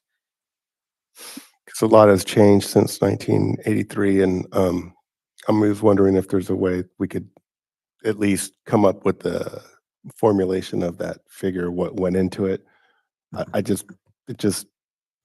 You'd like to have what do they call, not provenance, but sourcing, your source document that says, oh no, here's how we came up with that number. Yeah. Unfortunately, Councilmember Gama, I'm not aware of the existence of any such document. And all I have is really just the contract. Yeah. Can I just add that this is the education, so we're learning now. So we shouldn't be trying to talk about fixes yet. We're not there yet. Thank you. So let's come. Yeah. Thank you. Was I Thank you talking about a fix? I was just trying to Yeah. understand if there was documentation to support the development of this number. Yeah. Okay. All right, let's go on. Who's got the clicker? You got it. Okay, 1987 agreement. The 1987 agreement resulted from the port's expansion of operations at the port through the creation of a second wharf and the Dole project. There had also been litigation between the parties regarding land use entitlements relating to this port expansion. Again, this agreement confirms that the 1983 agreement is still in full force and effect, and this is all set to expire in 2036. There were new payment obligations for the port. Upon the 366th day following the issuance of building permits to the port, or 566 days after the issuance of a CFO, whichever occurs first, the port will pay to the city 1.6% of gross operating revenues on the first of the month. Section 6 of the 1987 agreement restricts the city's use of these funds for specific purposes, along specific routes for the truck uses, et cetera. Additionally, the gross operating revenues can be used for upgrading traffic signals at specific locations, turn lanes, road widening, really infrastructure uses, and grants for coastal management. On the approval of the development permit for the Dole project, the port will pay a one-time fee of $100,000 to the city. This payment can only be used for the purposes identified in Resolution 2324, which includes partial mitigation of the port's environmental impacts, to make improvements, or to assist in the procurement of state grants for the Coastal Management Improvement Program. The 1987 agreement was required to be approved in a validation proceeding before the Ventura County Superior Court. And upon validation by the court, the port was ordered to pay $200,000 to the city as an advance on the monthly payments of gross operating revenue. From this, the port was allowed to deduct 166.66 monthly thereafter until the full $200,000 is recovered. And this $200,000 had restrictions on its use. Again, road improvements, turn lanes, road infrastructure improvement. It is my understanding that this validation proceeding before the Ventura County Court did occur, and it was granted. Let's see. Next page. All right, we have more new payment obligations. The agreement added an automobile convoy fee for each vehicle convoyed from the port with a limit of 50,000 vehicles annually. On the 10th day of every month, the port was to pay $1 for each vehicle convoyed beginning January 1, 1993. This amount increased by 25 cents every third January 1. The current payment should be $3.75 per vehicle. However, at the start of each year, the port is entitled to assert a credit against future payments in the amount of 25 cents for every $1 paid of automobile convoy charges. The city and the port were to agree on routes and days for convoys, and the port was to pay for related traffic control. This agreement also places restrictions on the amount of cargo and vehicle traffic from the port, and those are listed in item 8A through E, and you can see those like 71.1 million revenue tons of cargo, excluding liquids, and then the next one is no more than 71.1 million gallons of liquid, excluding liquid pumped from a pipeline, no more than 11,640 average light vehicle trips per day, no more than 788 average heavy truck trips per day. And if the port exceeds these limits, it must reduce operations to below the thresholds or prepare a supplemental EIR, environmental impact report, to take all action to mitigate environmental impacts. All right, let's go to the next page. On September 30th of each year, the port is to provide audited financial statements verifying the gross operating revenues for the preceding year, the number of automobiles convoyed the preceding year, and the total cargo for the preceding year. Now, Section 12 includes comprehensive land use provisions and changes to the development and building standards for the Dole project. Section 12 also contemplated a discontinuation of the southerly rail service. New tenants or tenants who renew a lease after the effective date of this 1987 agreement must cease using existing vessel bunkering or fuel oil storage facilities and design new facilities which may not encroach on residential or commercial areas, adjacent to the port. Section 13 contemplates construction of a new central gate. That should be gate, it should not be gauge. New central gate and mandates that all pedestrian and vehicle traffic using the Clara and Scott Street gate cease with limited exception. And the port must provide the city with records to confirm the total cargo for the port. If the city monitors traffic to and from the port, the city has to share those reports annually with the port. The port is to establish a noise abatement program in accordance with the city's noise impact mitigation program. And Section 15 provides that during times of water shortage, the port will be prohibited from selling water to any entity or person other than to vessels.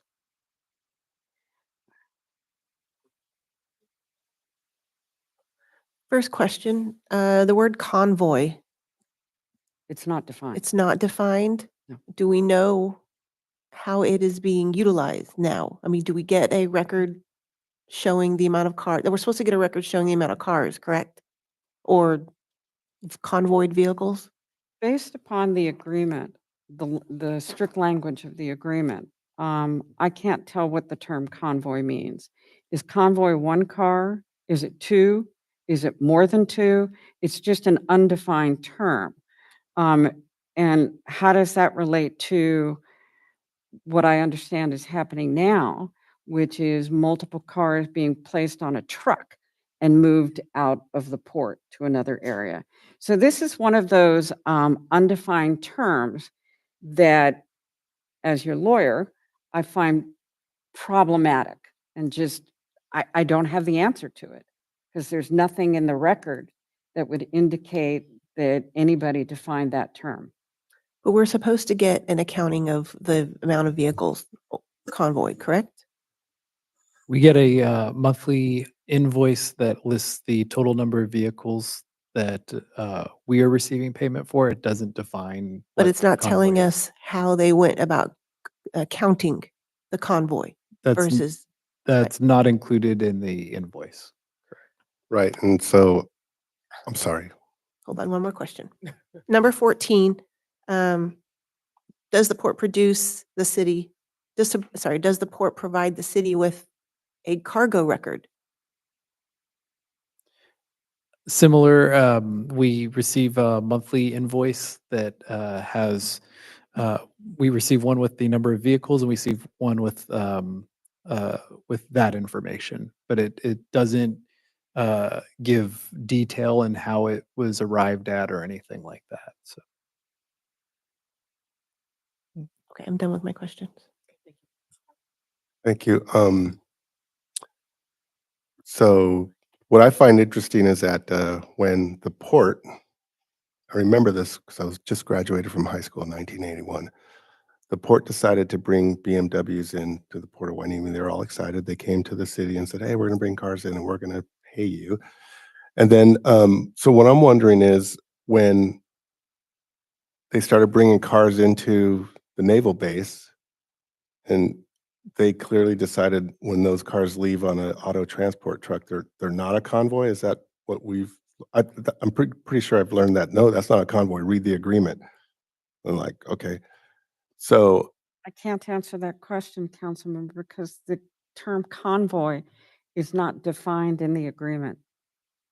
okay, and so it's back to like the formula with the 1983 agreement. That's correct. Okay, so when vehicles were going to the Navy base, did they ever come to say, "Hey, we're now going to do 50 acres of vehicles on the Navy base," and so we didn't update or make a change to any agreement on that? Not that I'm aware of. Okay, thank you. Yeah. So reading some of this here, I guess for clarity too, if we're going to clarify convoys, I think we should clarify cars. So when we say cars, is it because in some invoices by tonnage, by weight.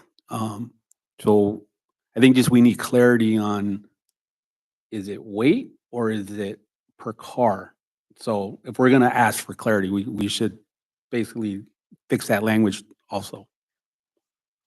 And that may be, like Joan had started off saying that the purpose of this is to be educational. And so a next sort of step can be those questions that the council's identifying. If you identify those, then we can do our own research. We could also contact the port and make sure we all have the same understanding. So that might be a good next step. And so we'll start tracking sort of those questions, and that can be something we do moving forward. So. Yes, Councilmember. Question on number 16. We went through a severe drought period, and I'm wondering, has 16 ever been in play? Because not aware of it's it. really, because I know that during the drought, I mean, we're all rationing water. Remember that? It was tough. So it says during times of water shortage. I'd add that to our list of questions. Yeah, and I think that term water shortage, I was gonna say that's complicated even. You know, we've had water restrictions, but that might not actually be a water shortage. So I don't, Joan and I will give the default answer that neither of us know what happened in 1983 or in 1987. Why not? I'm still in law Well, school. for the record, I was not born yet in 1983. But, Come on. but so, like, we're trying to answer these very, like, strictly with like what's on paper that we can read. We have theories about why things have happened and things like that. But I think having this discussion is good because we can follow up and make sure that we have understanding on what's happened since then. Correct. A lot of these questions that at this point, we just don't have answers to. You're I've got taking the note of them. contracts that I can look at and read, try to decipher them in my own mind, come up with questions. My job tonight is to educate and refresh your recollection on these agreements. And the next one is actually the easiest one of the bunch. Well, The first modification of the 83 agreement dated in 1988, and it removed the requirement to widen Panoma Road. Can now get on to. I do. I Oh, want to no. go. I'm sorry, but again, I'm trying to learn. So the port recently established that temporary lot at Perkins and Saviors Road. It's like there's thousands of cars there, a few thousand. That's a convoy, right? I think everyone agrees that, are those cars counted as a convoy? We don't know that? I don't know. Okay. I think it depends on how they got there, but I don't want to speak for the port. So I think that's something we have to get clarity on. Okay. Not according to Webster's dictionary. The definition of convoy is just a group of vehicles. So, So is convoy one under these agreements? Are you counting one vehicle? but Or when they're does it driving have to down the be more road, than- that's a does it group have of to be more vehicles than one? traveling at the same time, at the same place, to the same direction. That's Yes. considered a group of vehicles. So as a truck, so as a, all these, any kind of transport is a group of vehicles. Yeah. So we're going to find out what convoy means in the agreement And how it's been and how applied. It's been applied. That would be really critical. Yes. How is it hasn't been applied? That's correct. Yeah. Besides- All right, here comes one of the more complicated agreements, which is the 1995 NCEL MOU. This one came about as the port was acquiring 33 acres of land, the NCEL, from the U.S. Navy in a no-cost transfer. The term of this agreement tracks the 1983 and the 1987 agreement such that it terminates in 2036.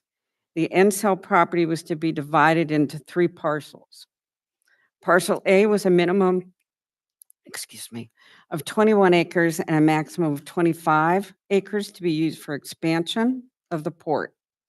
Parcel B, a minimum of 8 acres and a maximum of 12 to be used by the Surplus Land Authority, which is referred here as the authority, for aquaculture, marine fisheries, and maritime-related activities.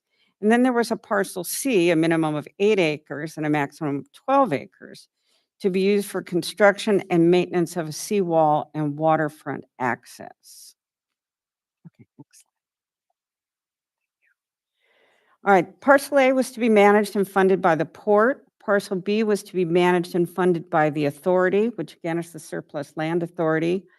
Parcel C was to be managed and funded jointly by the city, the authority, and the port by percentage of land under the exclusive control of each entity. The MOU created additional payment obligations from the port to the city. These included a one-time advance payment, base payments, variable payments based upon gross operating revenues, and a premium on vehicle convoy fees for exceeding the $50,000 vehicle annual limit pursuant to the 1987 agreement. And there's that term convoy again. Upon transfer, of the Ensel property, the port is to pay the city $150,000, which must be used for traffic improvements as identified in the 1995 Ensel Community Reuse Plan. In addition, the port will begin making base payments divided into 3 phases. Phase 1 commences when the full and immediate transfer of the Ensel property is completed and results in a port payment of $30,000 per year with CPI adjustments annually. Phase 2 commences with the issuance of all governmental approvals and environmental approvals required for the development permits on the Ensel property. Phase 2 payments are $60,000 per year, subject again to annual CPI increases. Phase 3 commences upon issuance of certificates of occupancy for substantial developments on parcel A. During phase 3, the port shall pay $90,000 annually to the city with CPI increases. Base payment and variable payment are separate and in addition to the gross operating payments that were identified in the 83 and 1987 agreements. This slide shows you the variable payment percentages based upon gross operating revenues. And this slide is actually right in the agreement itself. So you can see if the gross operating revenues were 8 million or less, the variable payment percentage would be 2%. And then it increases from there, going to 14 million or greater at 3%. And the payments for vehicles convoyed remain the same as the 87 agreement. However, for every vehicle convoyed in excess of the 50,000 vehicle annual limit, the port will pay a premium of 50 cents per vehicle. All right, here we go. The 1995 Ensel MOU also includes land use provisions for parcels A and 3 and waives the fees for any development with the exception of environmental mitigation, railroad mitigation, sewer connection, service charges, or other agency exactions, as the annual payments are deemed in lieu. Now, specific land use provisions for parcels A and 3 are as follows. And all of those are listed in my staff report. They're on the PowerPoint here. And they're basically that the use of the parcels must conform to the Ensel Community Reuse Plan, and parcel A must conform to the VZM development concept, requires the city and port to implement zoning changes and were identified in the 1987 agreement. All vehicle traffic to parcels A and B shall be through the central gate with limited exceptions identified in the 87 agreement. The southerly rail service, is to be realigned across the Sunkist site and terminate at the southerly portion of the Ensel property. The port, city, and authority will jointly cooperate to develop parcel B into an aquaculture business area, and net income from this area should be retained by the authority. The port, city, and authority will enter into a joint use agreement with the U.S. Navy regarding the Ensel property. The authority will be responsible for implementation of the homeless assistance strategy as specified in the 1995 Ensel Community Reuse Plan. Okay, so there's a lot here. Oh, yeah. Oh, yeah. We questions. still have more to go. I have one more slide. Okay, just questions really quick. Any questions? Where are parcels A, B, and C located? I don't know. And have we ever done any of these things that we're supposed to be jointly engaged in? Has this ever, do we know? So we know certain things have been done. We know certain things were not done, and then there's other things that that we don't have any record of if they were done or not. Example, the widening of Panoma Street. We know that wasn't done, but we know there was also a contract later on that said we agreed not to do it. Likewise, and we just went through this with the Community Benefit Fund too, that there are some things that we agreed to do, and then 4 or 5 years later, we hadn't done, and then I think both agencies just said, then why bother? We didn't need to do it and it's not done, then we're not going to do it. So I think that there's kind of this combination of those things. But I think just on this slide, there are a couple of things that, like development of the aquaculture business area. I know that there's been aquaculture, but I don't know if it was done per this agreement and with all of those requirements of this agreement. That's something we'd have to find out. Councilmember Perez, I misspoke. At the end of the agreement, which is attached as Exhibit 4, right after the signature pages, there is a map. There's a map. Okay. And Yeah. diagrams. Yeah, there's a map and there's some diagrams that would indicate where the respective parcels are. And I Okay. apologize for misspeaking. Thank you.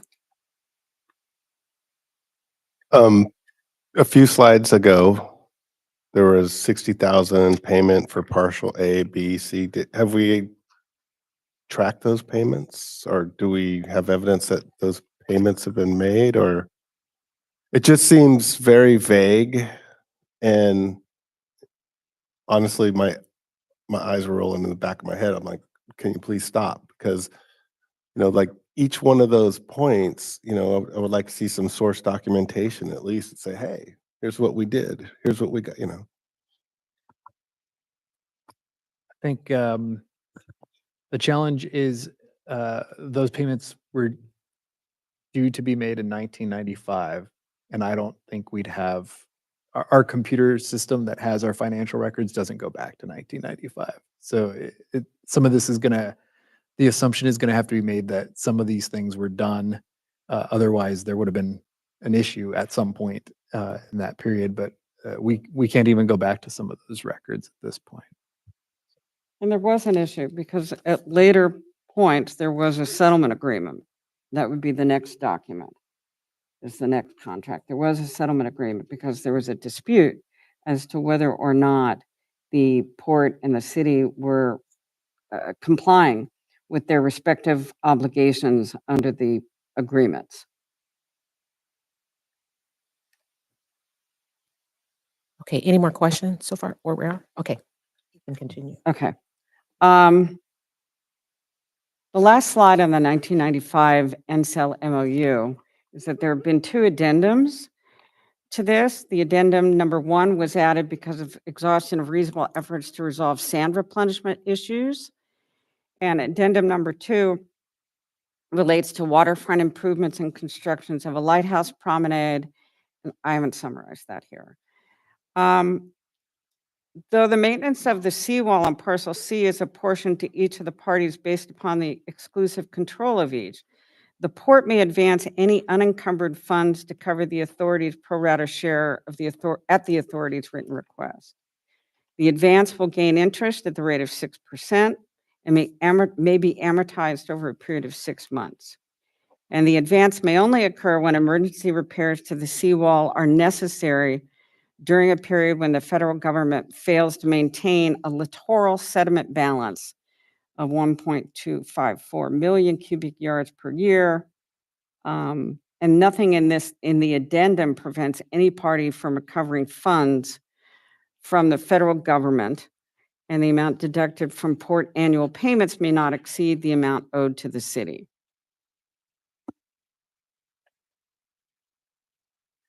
That concludes my discussion on the 1995 NCEL MOU.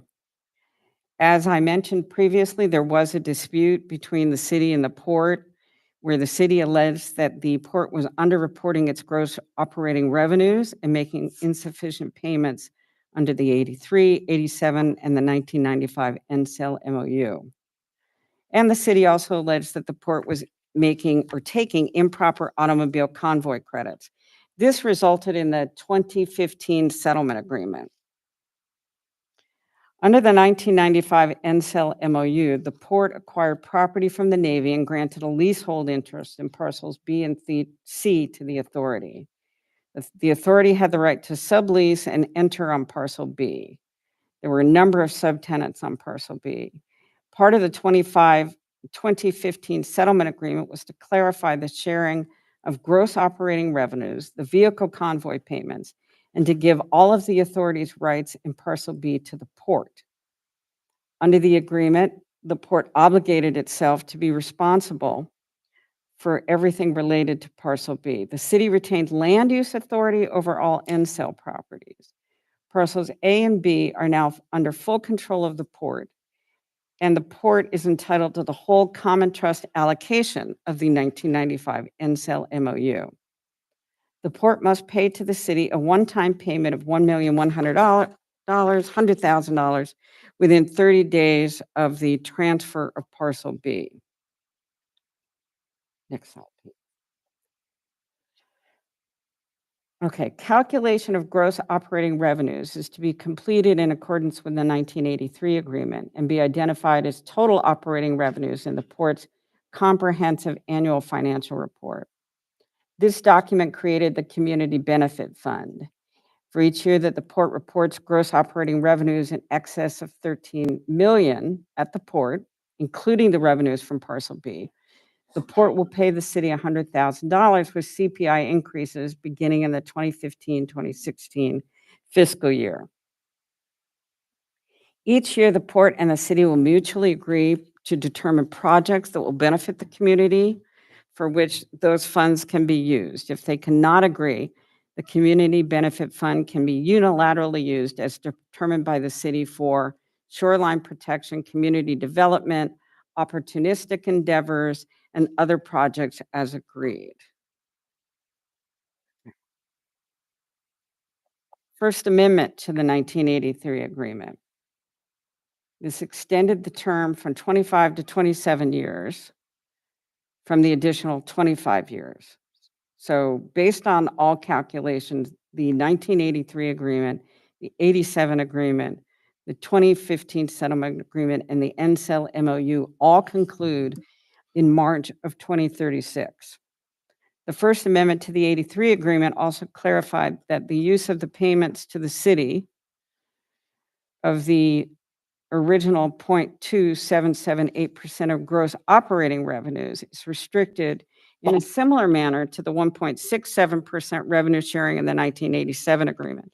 Again, this is capital improvements, infrastructure maintenance, and the port is to provide the city with its audited financial report by December 31 of each year.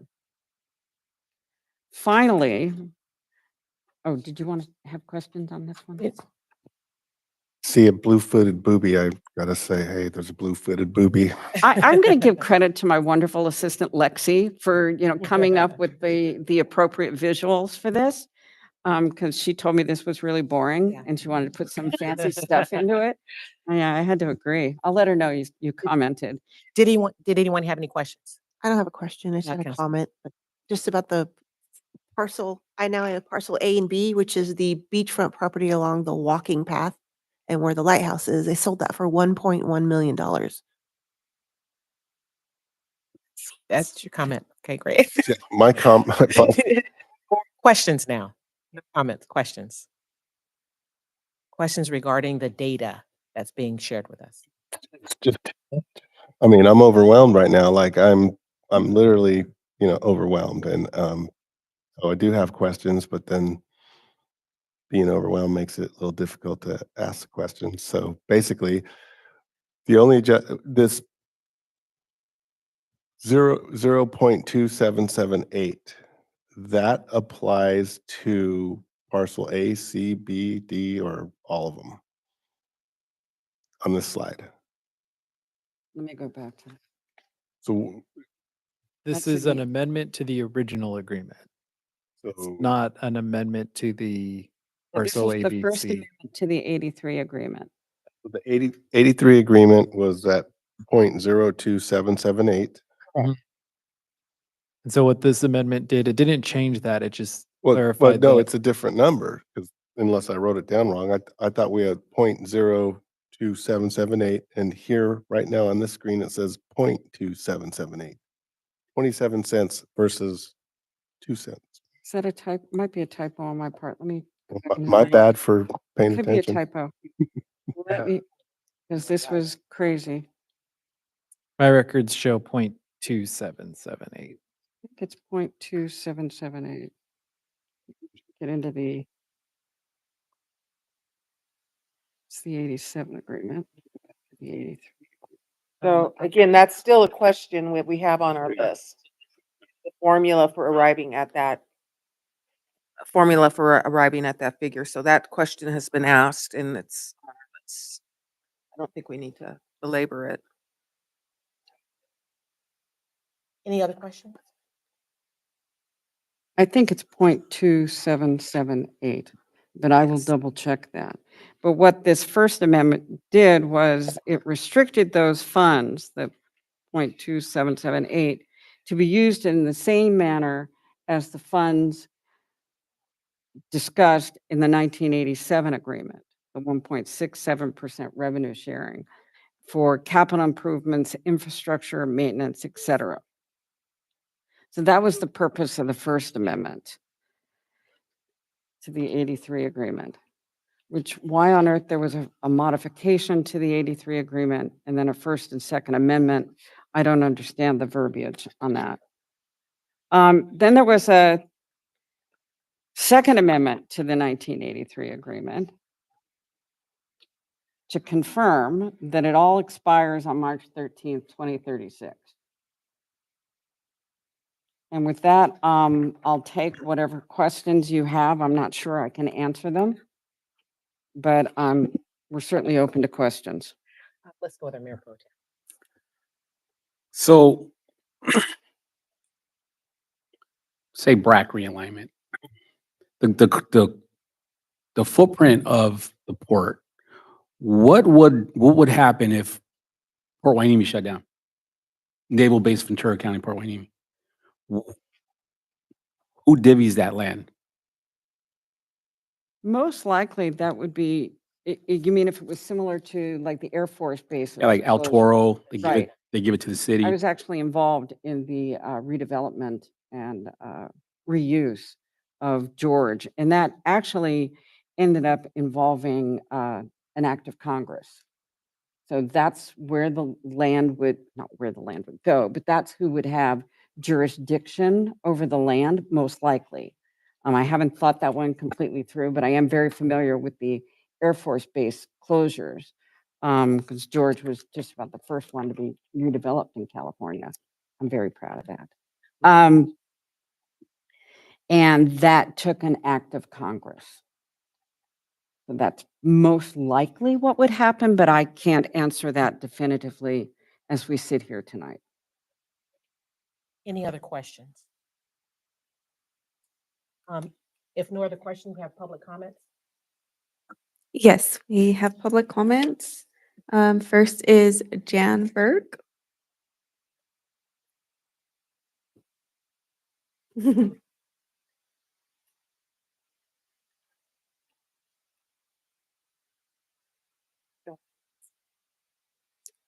Well, I'm a little overwhelmed too. Thank you very much for putting this together. I know that was a major undertaking, so thank you, City Attorney, for doing that.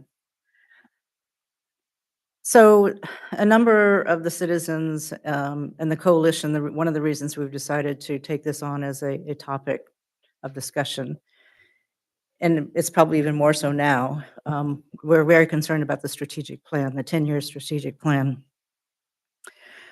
We have tried to meet with members of the commission and have not been able to invite them to join us. We have met with Kristen, the CEO, and Miguel.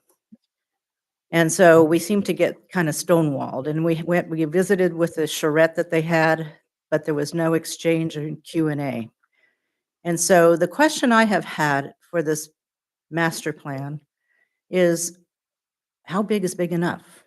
What is the goal? A master plan should have a goal. What is the revenue goal? What is the volume of the amount of transportation of cargo that's coming in from the port? And I can't get an answer. And I think that that's an important thing for the city and for our city and for our constituents here in the city of Hueneme to understand. How does that impact us from a quality of life, from an infrastructure, from the resources that we have, traffic? I mean, I was just driving down Hueneme Road last week to my office from Anacapa View Beach Homes to Arcturus, which is a high traffic area. 15 trucks in 5 minutes, just in that one little drive. So there's definitely a lot of movement going on. In addition, I have a view of the ocean in my backyard, and I see out there 2 to 5 ships, I should say, out there parked for days at a time. So there's an emissions issue that also continues to contribute to the quality of life and air for as Greg had mentioned earlier. So there's a lot of impact. I believe in growth, and I believe as a business owner that, you know, smart growth is good. But what we can't get the answers of what the really end goal here is. And I think that there's a lot of stuff that was just provided today, and it is a little confusing. And I think we need to vet it and really dice it out. And I would like to make a suggestion that the 2 elected bodies, our city council and our commissioners, get together as a whole and have a meeting, and let's get this discussion started. That's it. Thank you. Thank you. Austin Yang.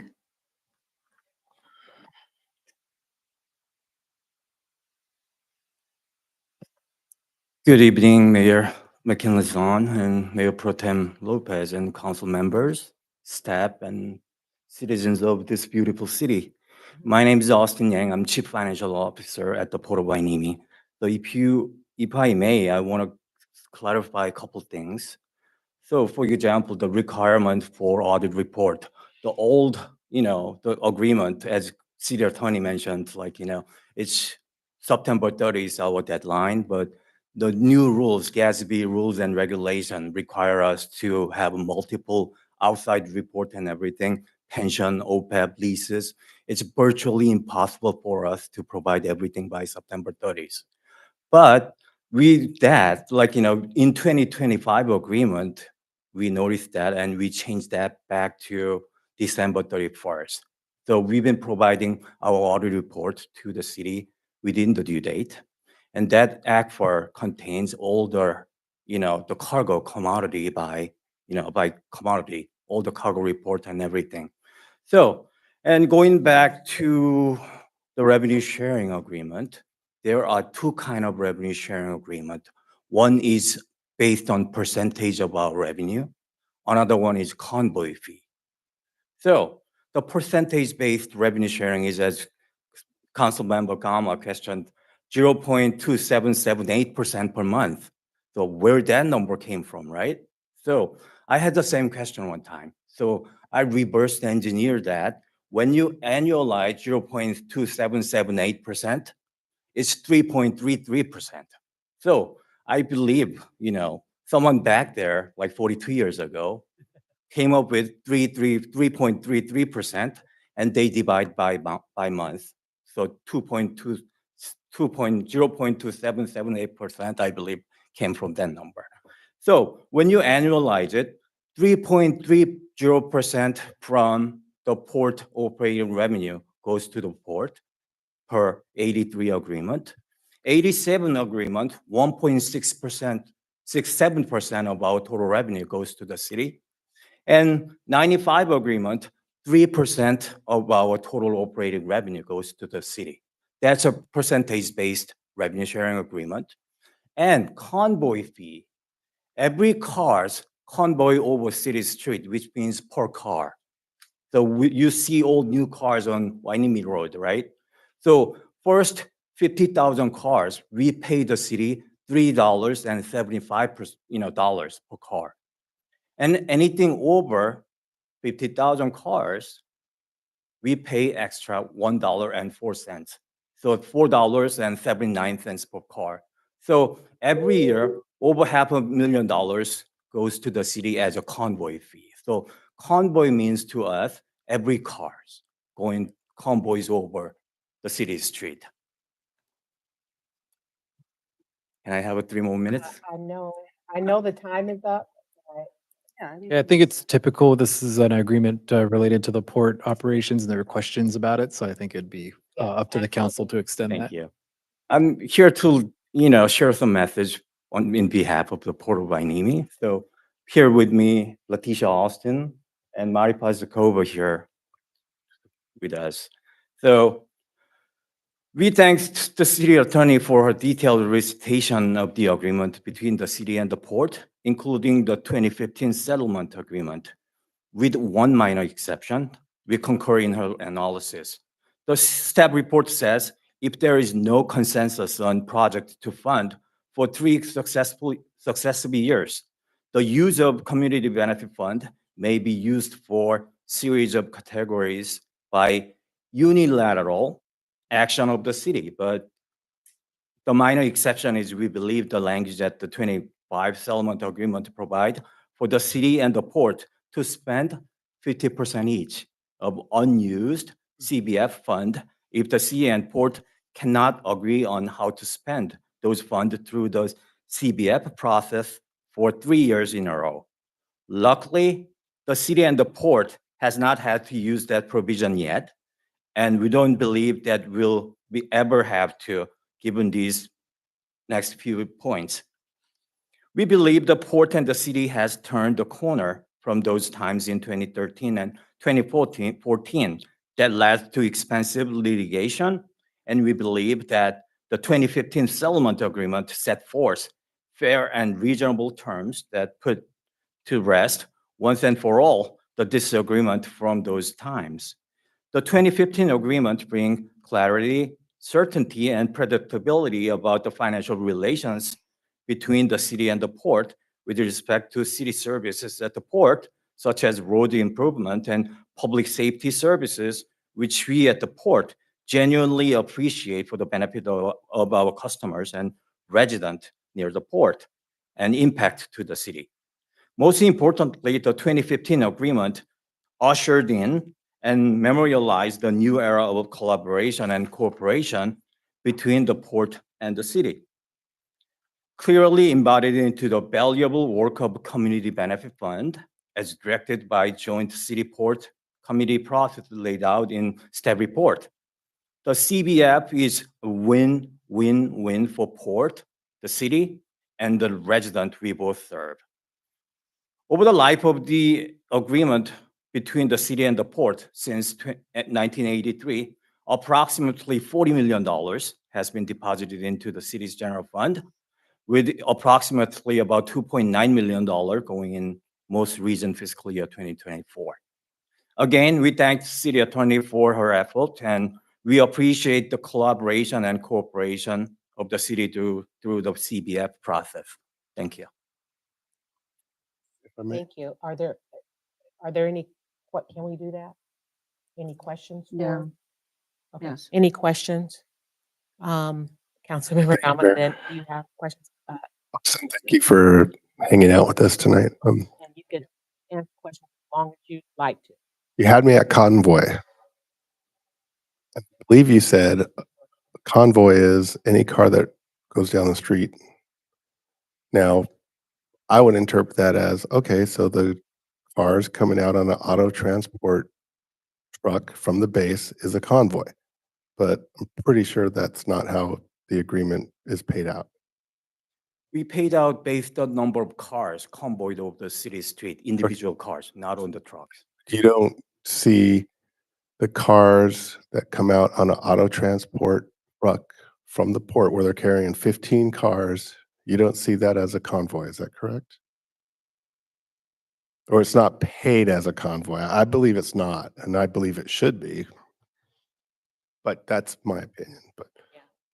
So, I just wanted, you had me at convoy, you said every car that travels down the street. You didn't say every car that's being driven individually following each other down the street. So I just wanted to clarify that. Yes, my understanding is that every car is convoyed over city street individually. Okay, so I'm just going to ask that we limit our comments and ask questions because we're happy to have you here to answer questions for us. So we don't want you to turn around and leave at any time. So questions only, please. Anybody have any questions? He asked my question. He answered your question already. Good. I You was have a trying to think if I question? had another one. Okay, so does that include freight for each car that is coming out of the port? What is that considered? Is that individual car per freight on a train, or is that a convoy? So if there's 20 cars on a train, what is the port paying out? My understanding is every car's on city street, so it's like driven by driver. So it doesn't include the rail. Doesn't include rail. It's the nature of the agreement, I believe. It doesn't include any cargo through the rail. Would it include multiple cars on a truck transport? Would that be one car, one item, or would you count the individual cars that are on the truck? I need some clarification because, I cannot remember top of my head. Sure. We can report back to you with, with the conversation with the, port staff. Thank you. One final question and we'll get moving on. I didn't hear anything about tractors, dump trucks, Volvos, the big things, or the oversized loads. Is there any agreement for the special permit loads that have, multi-axle trailers that need a CHP export? Do we get any consideration for those types of loads? I believe those high-end heavies, we charge tariff rate to our customers and revenue we generate, 8% of our total revenue goes to the city as a revenue sharing. So we believe that's the fair share of revenue sharing we have with the city. It's in the 87.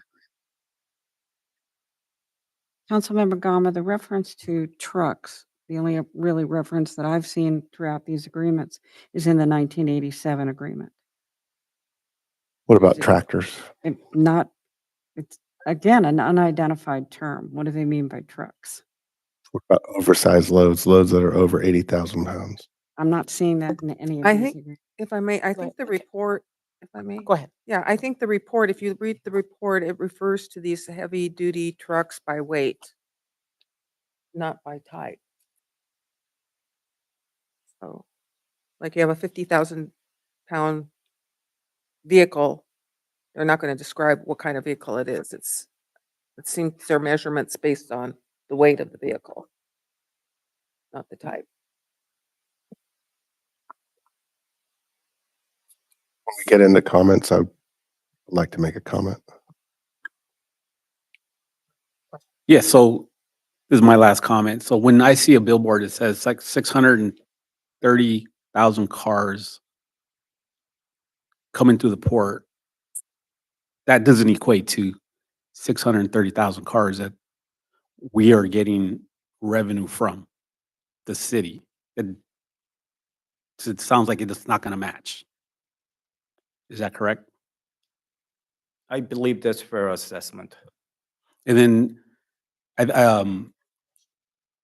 my question, my last question is, can we just get clarification on tonnage versus per car? Like when you guys invoice, your monthly invoice, Can't we just get how many cars were processed?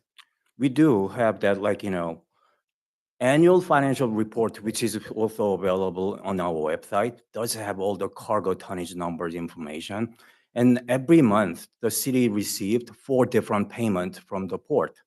Each payment will come with a letter stating how many cars convoyed over the city street, plus what kind of revenue sharing the city is receiving. So, for example, 87 agreement, 1.67% of our total revenue, and 95 agreement, we have a 3% of our total revenue coming to the port. So each letter specified the specifics about those payment. Okay, thank you. Thank you. If I can just add there, so just, Austin, I'll follow up with you after the meeting on some of these items, you and your team, and get clarity. And I think just jumping in there because the reference that Mayor Pro Tem Lopez was referring to is some of the reports that we've received will have vehicles by number of vehicles, and then others will say tonnage. And it's not clear if if it is tonnage or if it's number of vehicles and those types of things. So it was just one of those things on our list to get clarification on. So Roger. we'll follow up after today with some of those questions that we can work together to clarify. So thank you. Understood. Thank you. A question? Go ahead. Comment. Is it to the gentleman, or you just have a comment? Well, I'd just like to make a comment that I think what we've all may have learned here tonight, that these agreements are very complicated. They're complex and they cover a very large swath of time. And I would hope that we all could agree to perhaps come together, have conversations that matter, and try and simplify our lives. You do a great job, but you have difficult agreements, and then we're trying to do a job and we're trying to understand. So maybe, hopefully, as a result of all this, we could all agree to simplify, come together, have conversations that matter publicly, of course. I Great. totally agree with Councilman. Great. Is there anything? Thank you so much. Thank Thank you. you. And thank you, Joan. And thank you for the blue-footed booby. The blue-footed booby has been spotted here in Channel Islands every now and then. Not often, but it usually resides in the Galapagos Islands. She put that in there just for you. That bird. Madam Clerk, did we have any other comment? Public? That concludes public comments. Okay, great. Thank you. The recommendation, City Manager? Well, I was actually just going to say, I think what you were saying, which is there is no specific recommendation. I think we got some questions for clarification, so we can proceed with that and get that clarification and provide that information back to council. But obviously the council, if the council does want to give any other specific direction, you can do that at this time. I have something, Mayor, can I add? To the convoy question, I understand Austin's understanding of what that means, but I'd like to find out how they came up with that. We can find out, we'll ask as part of that is if there's any history to that, if at some point that was defined in, any document between the two parties, or if that's just something that evolved over time. So. Okay, so the recommendation is just to receive the synopsis of the agreement between the city and the port, City of Port Hueneme and Oxnard Harbor, and to provide direction. And I think that we've done that already. Okay, all right. Is there a motion and a second? We don't necessarily need No, it. okay. Yeah. Okay, great. Thank you.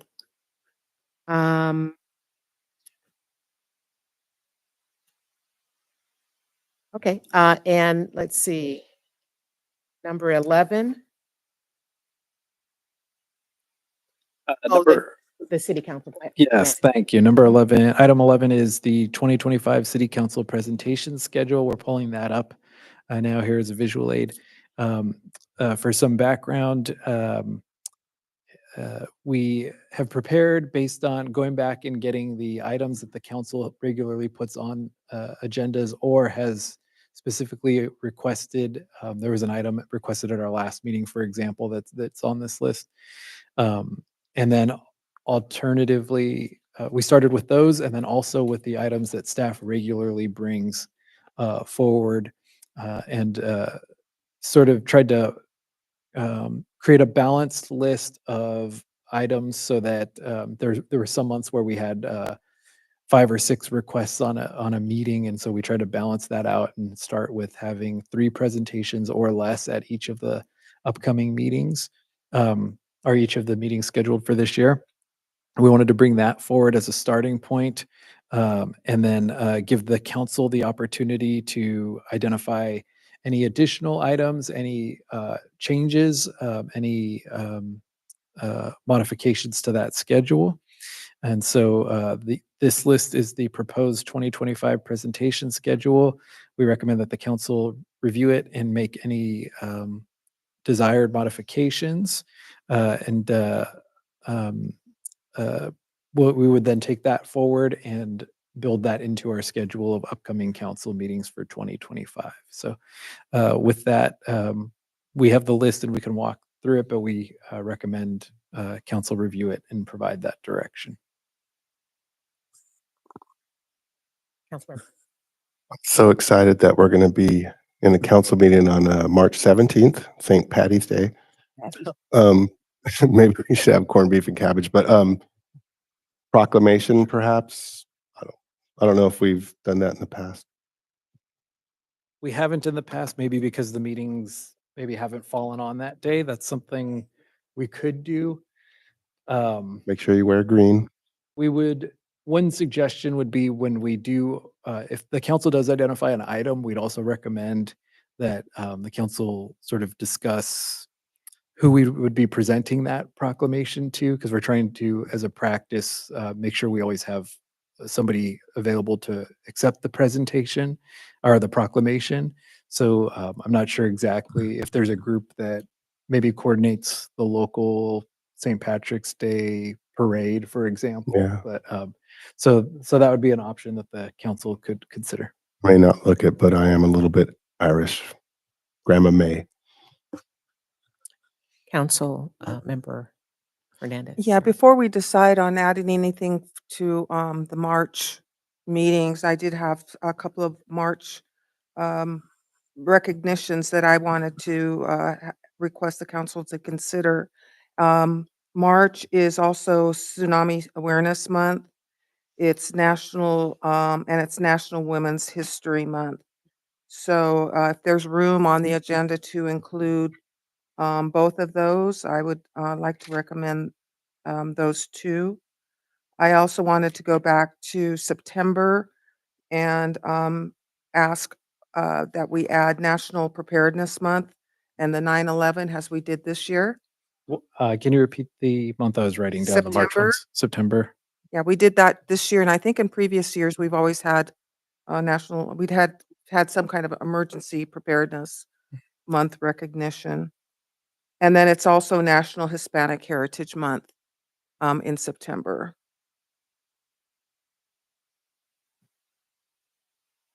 And as I mentioned, Tsunami Awareness Month in March, National Women's History Month in March, and then May, I'd like to add Asian American and Pacific Islander Heritage Month.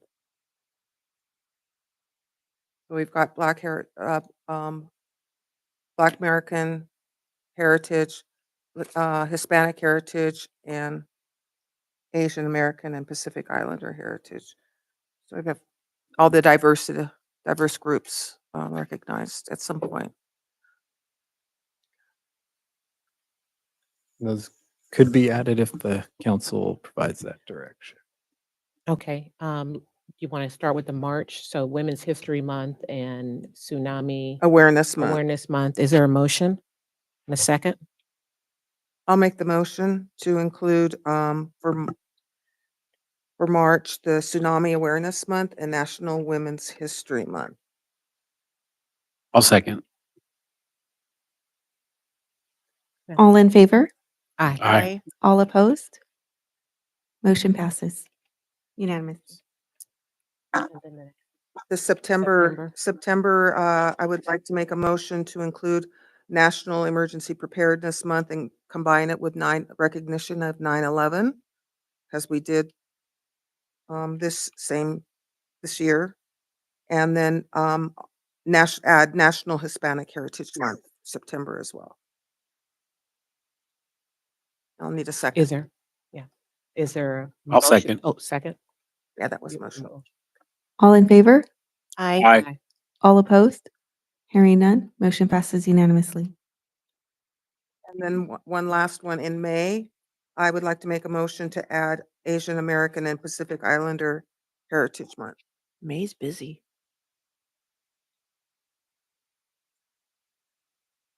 Is there a second? I second. May 19th. would be the 19th. Yeah, that would fill that up. All in favor? Aye. All opposed? Hearing none, motion passes unanimously. Can we go to Native American I saw it. We have, there's a couple things. I think the council added Native November. American Heritage Month, and then the Where- Mother that was- Language Day proclamation for February 18th, and then What about Father's Day?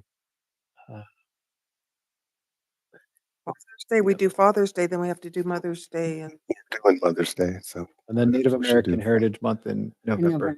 Okay, so my only comment on that is, can we get in sync with the state and the federal government in terms of language and recognizing all tribes? Recognizing all tribes. That's something that council could choose to do. Yeah. I think that's November 17th. That's what that does. Right, but if we're so does this mean we're gonna have a proclamation? Yes. What- No. I just want to, again, make the point that let's get our language in line with the state and federal government so that we're recognizing all Native American tribes. So you could make a motion to Do I need to make a include motion? recognizing all. actually the language did come from the state and federal. So So it says Match. Native Heritage Month. That's not what you're talking Proclamation that we had didn't state that throughout the proclamation. I understand, but I want to make sure that our proclamation recognizes all Native American tribes. second, Thank you. Sorry. Favor? Aye. All opposed? Hearing none, motion passes unanimously. Anyone else? So St. Patty's Day got dropped, I guess. Or make a motion. Oh. I mean, I don't know. I mean, we're just getting to the point where we have to have a proclamation for everything. Yeah. Right. Okay. Excluding the Irish. I'm gonna wear a green jacket, so. But I'm gonna wear a green jacket. we're good. All right. And so I think we had motions to approve all those, so we'll move forward with this list and build those into the schedule for 2025. Thank you. What I didn't do is ask, were there any public? There is no public comments. Thank you. Okay, so we'll move to the city manager comments and reports.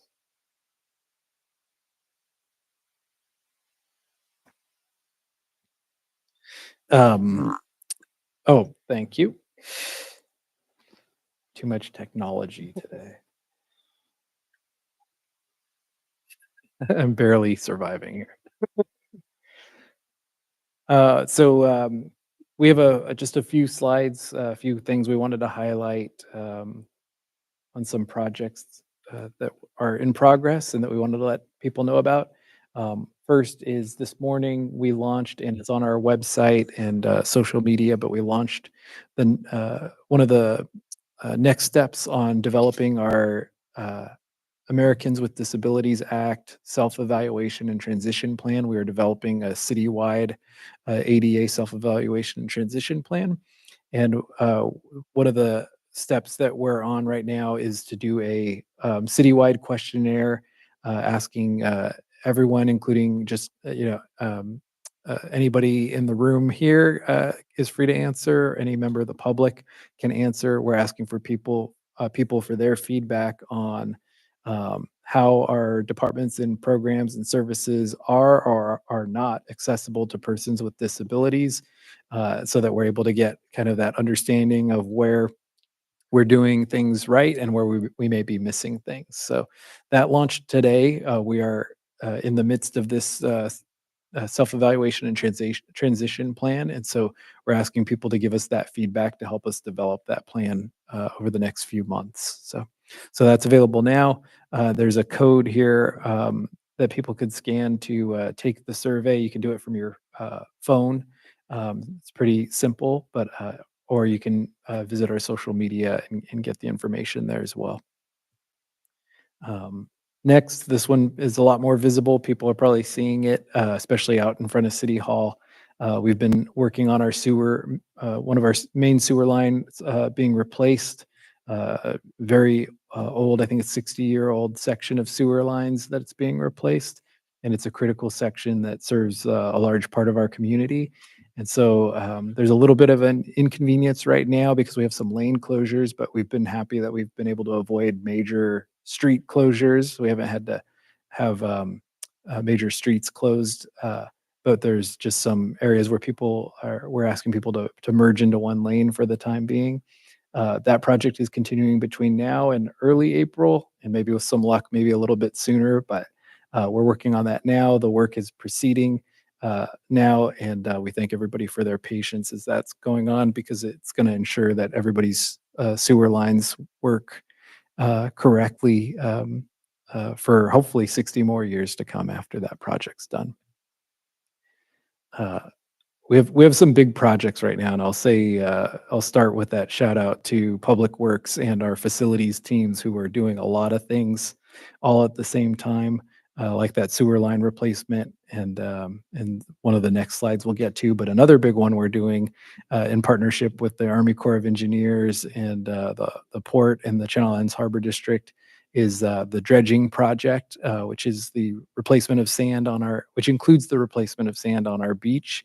And so we thank everybody because it's a critical project to make sure that the beach is still here.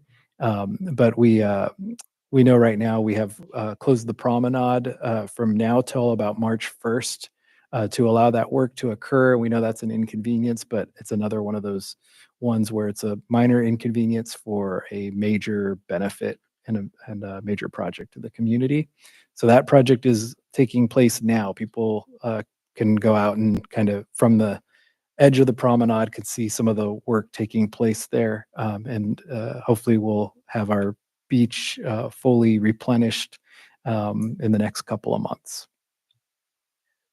And then seems like people care more about this than the dredge right now, but the all-important swing set is being installed at Wainimi Beach. Probably the question we get more often than any other is, when is the swing set coming back? And so people probably see it taking shape today.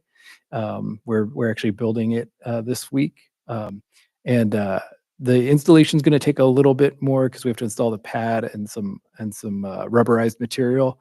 But it's being built as we speak. I think people can see it, and we're hearing some excitement about it. But we expect it to be ready soon.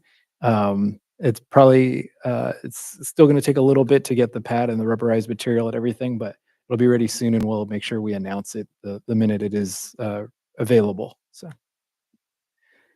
And then lastly, on January 21st, we wanted to just preview that agenda. Here's what we currently have scheduled. We have the presentation, as noted a moment ago, presentation scheduled for the Alaska Flight 261 Memorial, because this meeting will be about 4 days, I think it is, before the major 25th memorial ceremony. So we'll provide that proclamation. On consent, there's a couple of grants that we're trying to work on that we'll be bringing forward to the council, and we're expecting to have those on that agenda. We also have a public hearing for a special use permit for the, it should say City and Port Community Benefit Fund 5K event, continuing what we started last year. But getting, walking through that and getting the permit for that event. And then 2 business items currently scheduled, reviewing the legislative platform, and then the Citizen Advisory Commission and Measure U committee appointments. And we'll provide more information on those ahead of that. But those are the items currently scheduled for January 21st. And Mayor, that is what I have. Can I Thank you. ask a question to City Manager? Councilmember Perez. The 5K event, is that going to be the run for the heart with the heart-shaped medals that we did? We're proposing doing a different theme this year. And part of that is because it's a community benefit fund project, it's the city and the port working together. And so our teams work together and they have a different idea this year. And we'll get into it at that meeting, but the one thing I want to note is that last year we were trying to kind of make sure we got it in February, and we ended up having the weather issues and we had to cancel the event a couple of times. So that led into one of the discussions was trying to not do it in February, which kind of meant it wasn't Heart Month or whatever that month is. So they looked at a new theme on a new date. So we'll be presenting that, but it's the council will review it and approve that. So, thank you. Any other questions? Okay, thank you. So we'll move to the council member reports and comments. Councilmember Perez. I have no reports and comments. December was a slow month for my committees. Thank you. Councilmember Gama.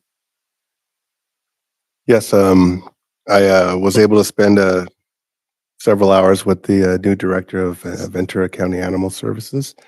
I wanted to take him around the city and introduce him to all the different peculiarities regarding Silver Strand Beach, the Navy base, City of Oxnard, City of Port Hueneme.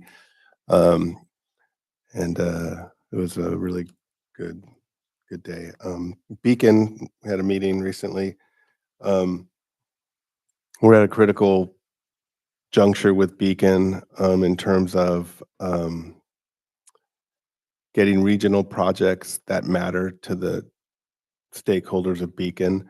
And of course, that means expanding the science committee and looking at another increase on our budget. But there's alternatives, 10, 15, 20, and 50% increase, depending on what we want it to get out of Beacon. And I'm 100% convinced that our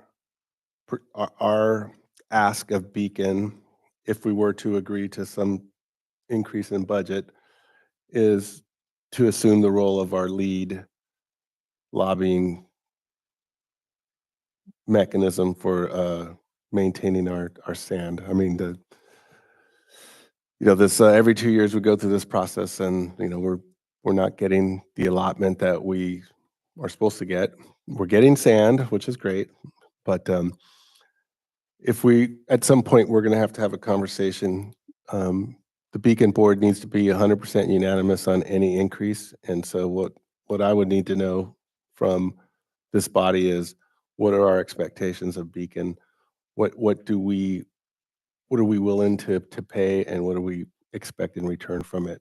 I think we have some great projects that are going that benefit the whole coastal zone membership of Beacon, but each individual member has its own beach issues. And so getting Beacon to work on our issues while at the same time they're working on the Ventura issues, managed retreat at Surfers Point, the dam up there in Matilaha, and the sand issues and all that. So, and I'd just like to leave you with a quote. There's a person by the name of Das, and he says, "We vote every day for the world that we want to live in. We must also act and lead by example to deliver the world we want to live in and leave behind." So, at some point, we're going to have a discussion here to give me direction as to where we want to go with Beacon on the funding and what are our expectations. So perhaps I don't know if I should do it today, but ask for an agenda item on that. one of the things that Beacon has continued to work on is trying to reestablish the kelp forest that was devastated by El Nino. And the reason why that's important to us, because kelp helps us retain sand on the beach. And so we're continuing with that.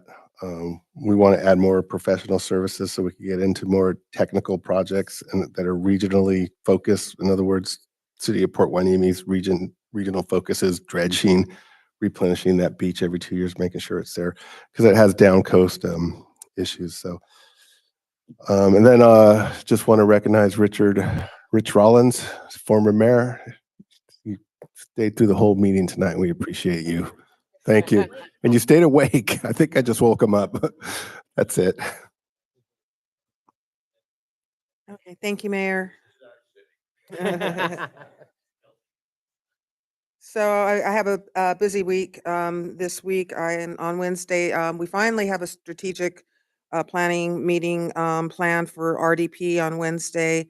And then Thursday, I will be attending the Navy League luncheon and the AWA meeting at 3 and VCOG at 4.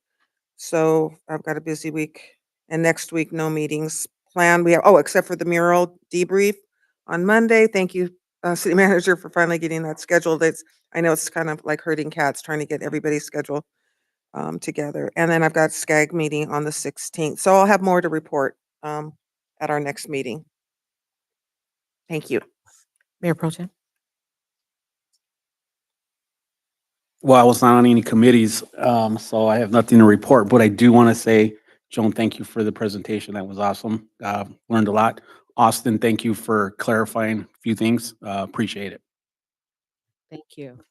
I haven't had any meetings this month. They've been all pushed back to February, so I'll start participating again. On the 24th of this month, I'll be attending the City Selection Committee, the county to help fill some county positions. So it'll be my first time, so I'm excited about that. The end of this month, the 28th through the 31st, I'll be in Anaheim attending the Cal Cities Mayor and Council Member Academy. And I'm returning home on the 31st, which is the day of the Memorial, Alaska 261 Memorial. So I'm hoping to be able to make it back in time for that. But that's all that I have. So we're going to go ahead and move to request for future agenda items. Anyone? Councilmember Gama? This doesn't have to be like in quick order, but I think we should have a goals and objective agenda item for Beacon in the city of Port Hueneme. Like, again, it doesn't have to be within a month or so, but I'll second. All in favor? Aye. Aye. All opposed? Hearing none, motion passes unanimously. Councilmember Hernandez? Yes, I have one agenda item request, and that is following the presentations, the public comments today. I'd like to request an item on short-term rentals based on the information submitted by Paige LePen. Second? Second. All in favor? Aye. Aye. All opposed? Hearing none, motion passes unanimously. On that quickly, can I just make sure, are we just, at this point, there's no direction on it, so is it just an overview of Where we short-term are with rentals and- short-term rentals, Okay. what the issue is, what some of the solutions are, that the options we have for solutions for addressing the problem. And I think issue the and options? Okay. foundational material has been provided to us through Paige LePen. get into discussion mode. But could we also look at what other coastal cities have done? She's got that in her.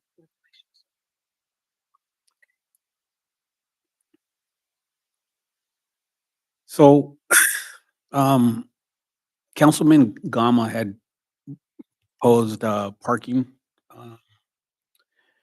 in the past meeting. I just want to know where it's at because we have residents who are struggling with parking, and it has to do with expanding their driveways, limiting the 40%, greenscaping. And I think that we need to bring that up on the calendar. So, council received a report on sort of a variety of parking issues and then some options that we could analyze. And then council gave the direction for us to, and the authority to contract with a traffic engineer, parking engineer, and perform an analysis and then bring that back. And I think it's been 2 months or so, and when we did it, we said we estimated it'd be 4 to 5 months, because it's looking at kind of it's not just that issue, it's like citywide parking and some options. So I know it's in progress because I've got some questions from the engineer about, if certain things would work in our city or not. So it's in progress, but I'm guessing, and I think actually I might have actually talked to the department about, I think we were looking at a date like like the first meeting in March, I think is when we thought we'd bring it back. So it's in progress and we'll make sure we bring it back in that time frame. So Great. You have Councilmember Hernandez? Yes, I just wanted to ask before we adjourn if we can close in honor of the 174 injured law enforcement officers and those the 4 or 5 officers who lost their lives as a result of suicide following the January 6th insurrection of last year. Great. Anything else? If not, we adjourn. And I can't remember everything you said. In memory of the injured and lost lives of the law enforcement officers who were killed let me start over, who died as a result of the January 6th insurrection. Great, thank you. We're adjourned. It's 10:01. Yep.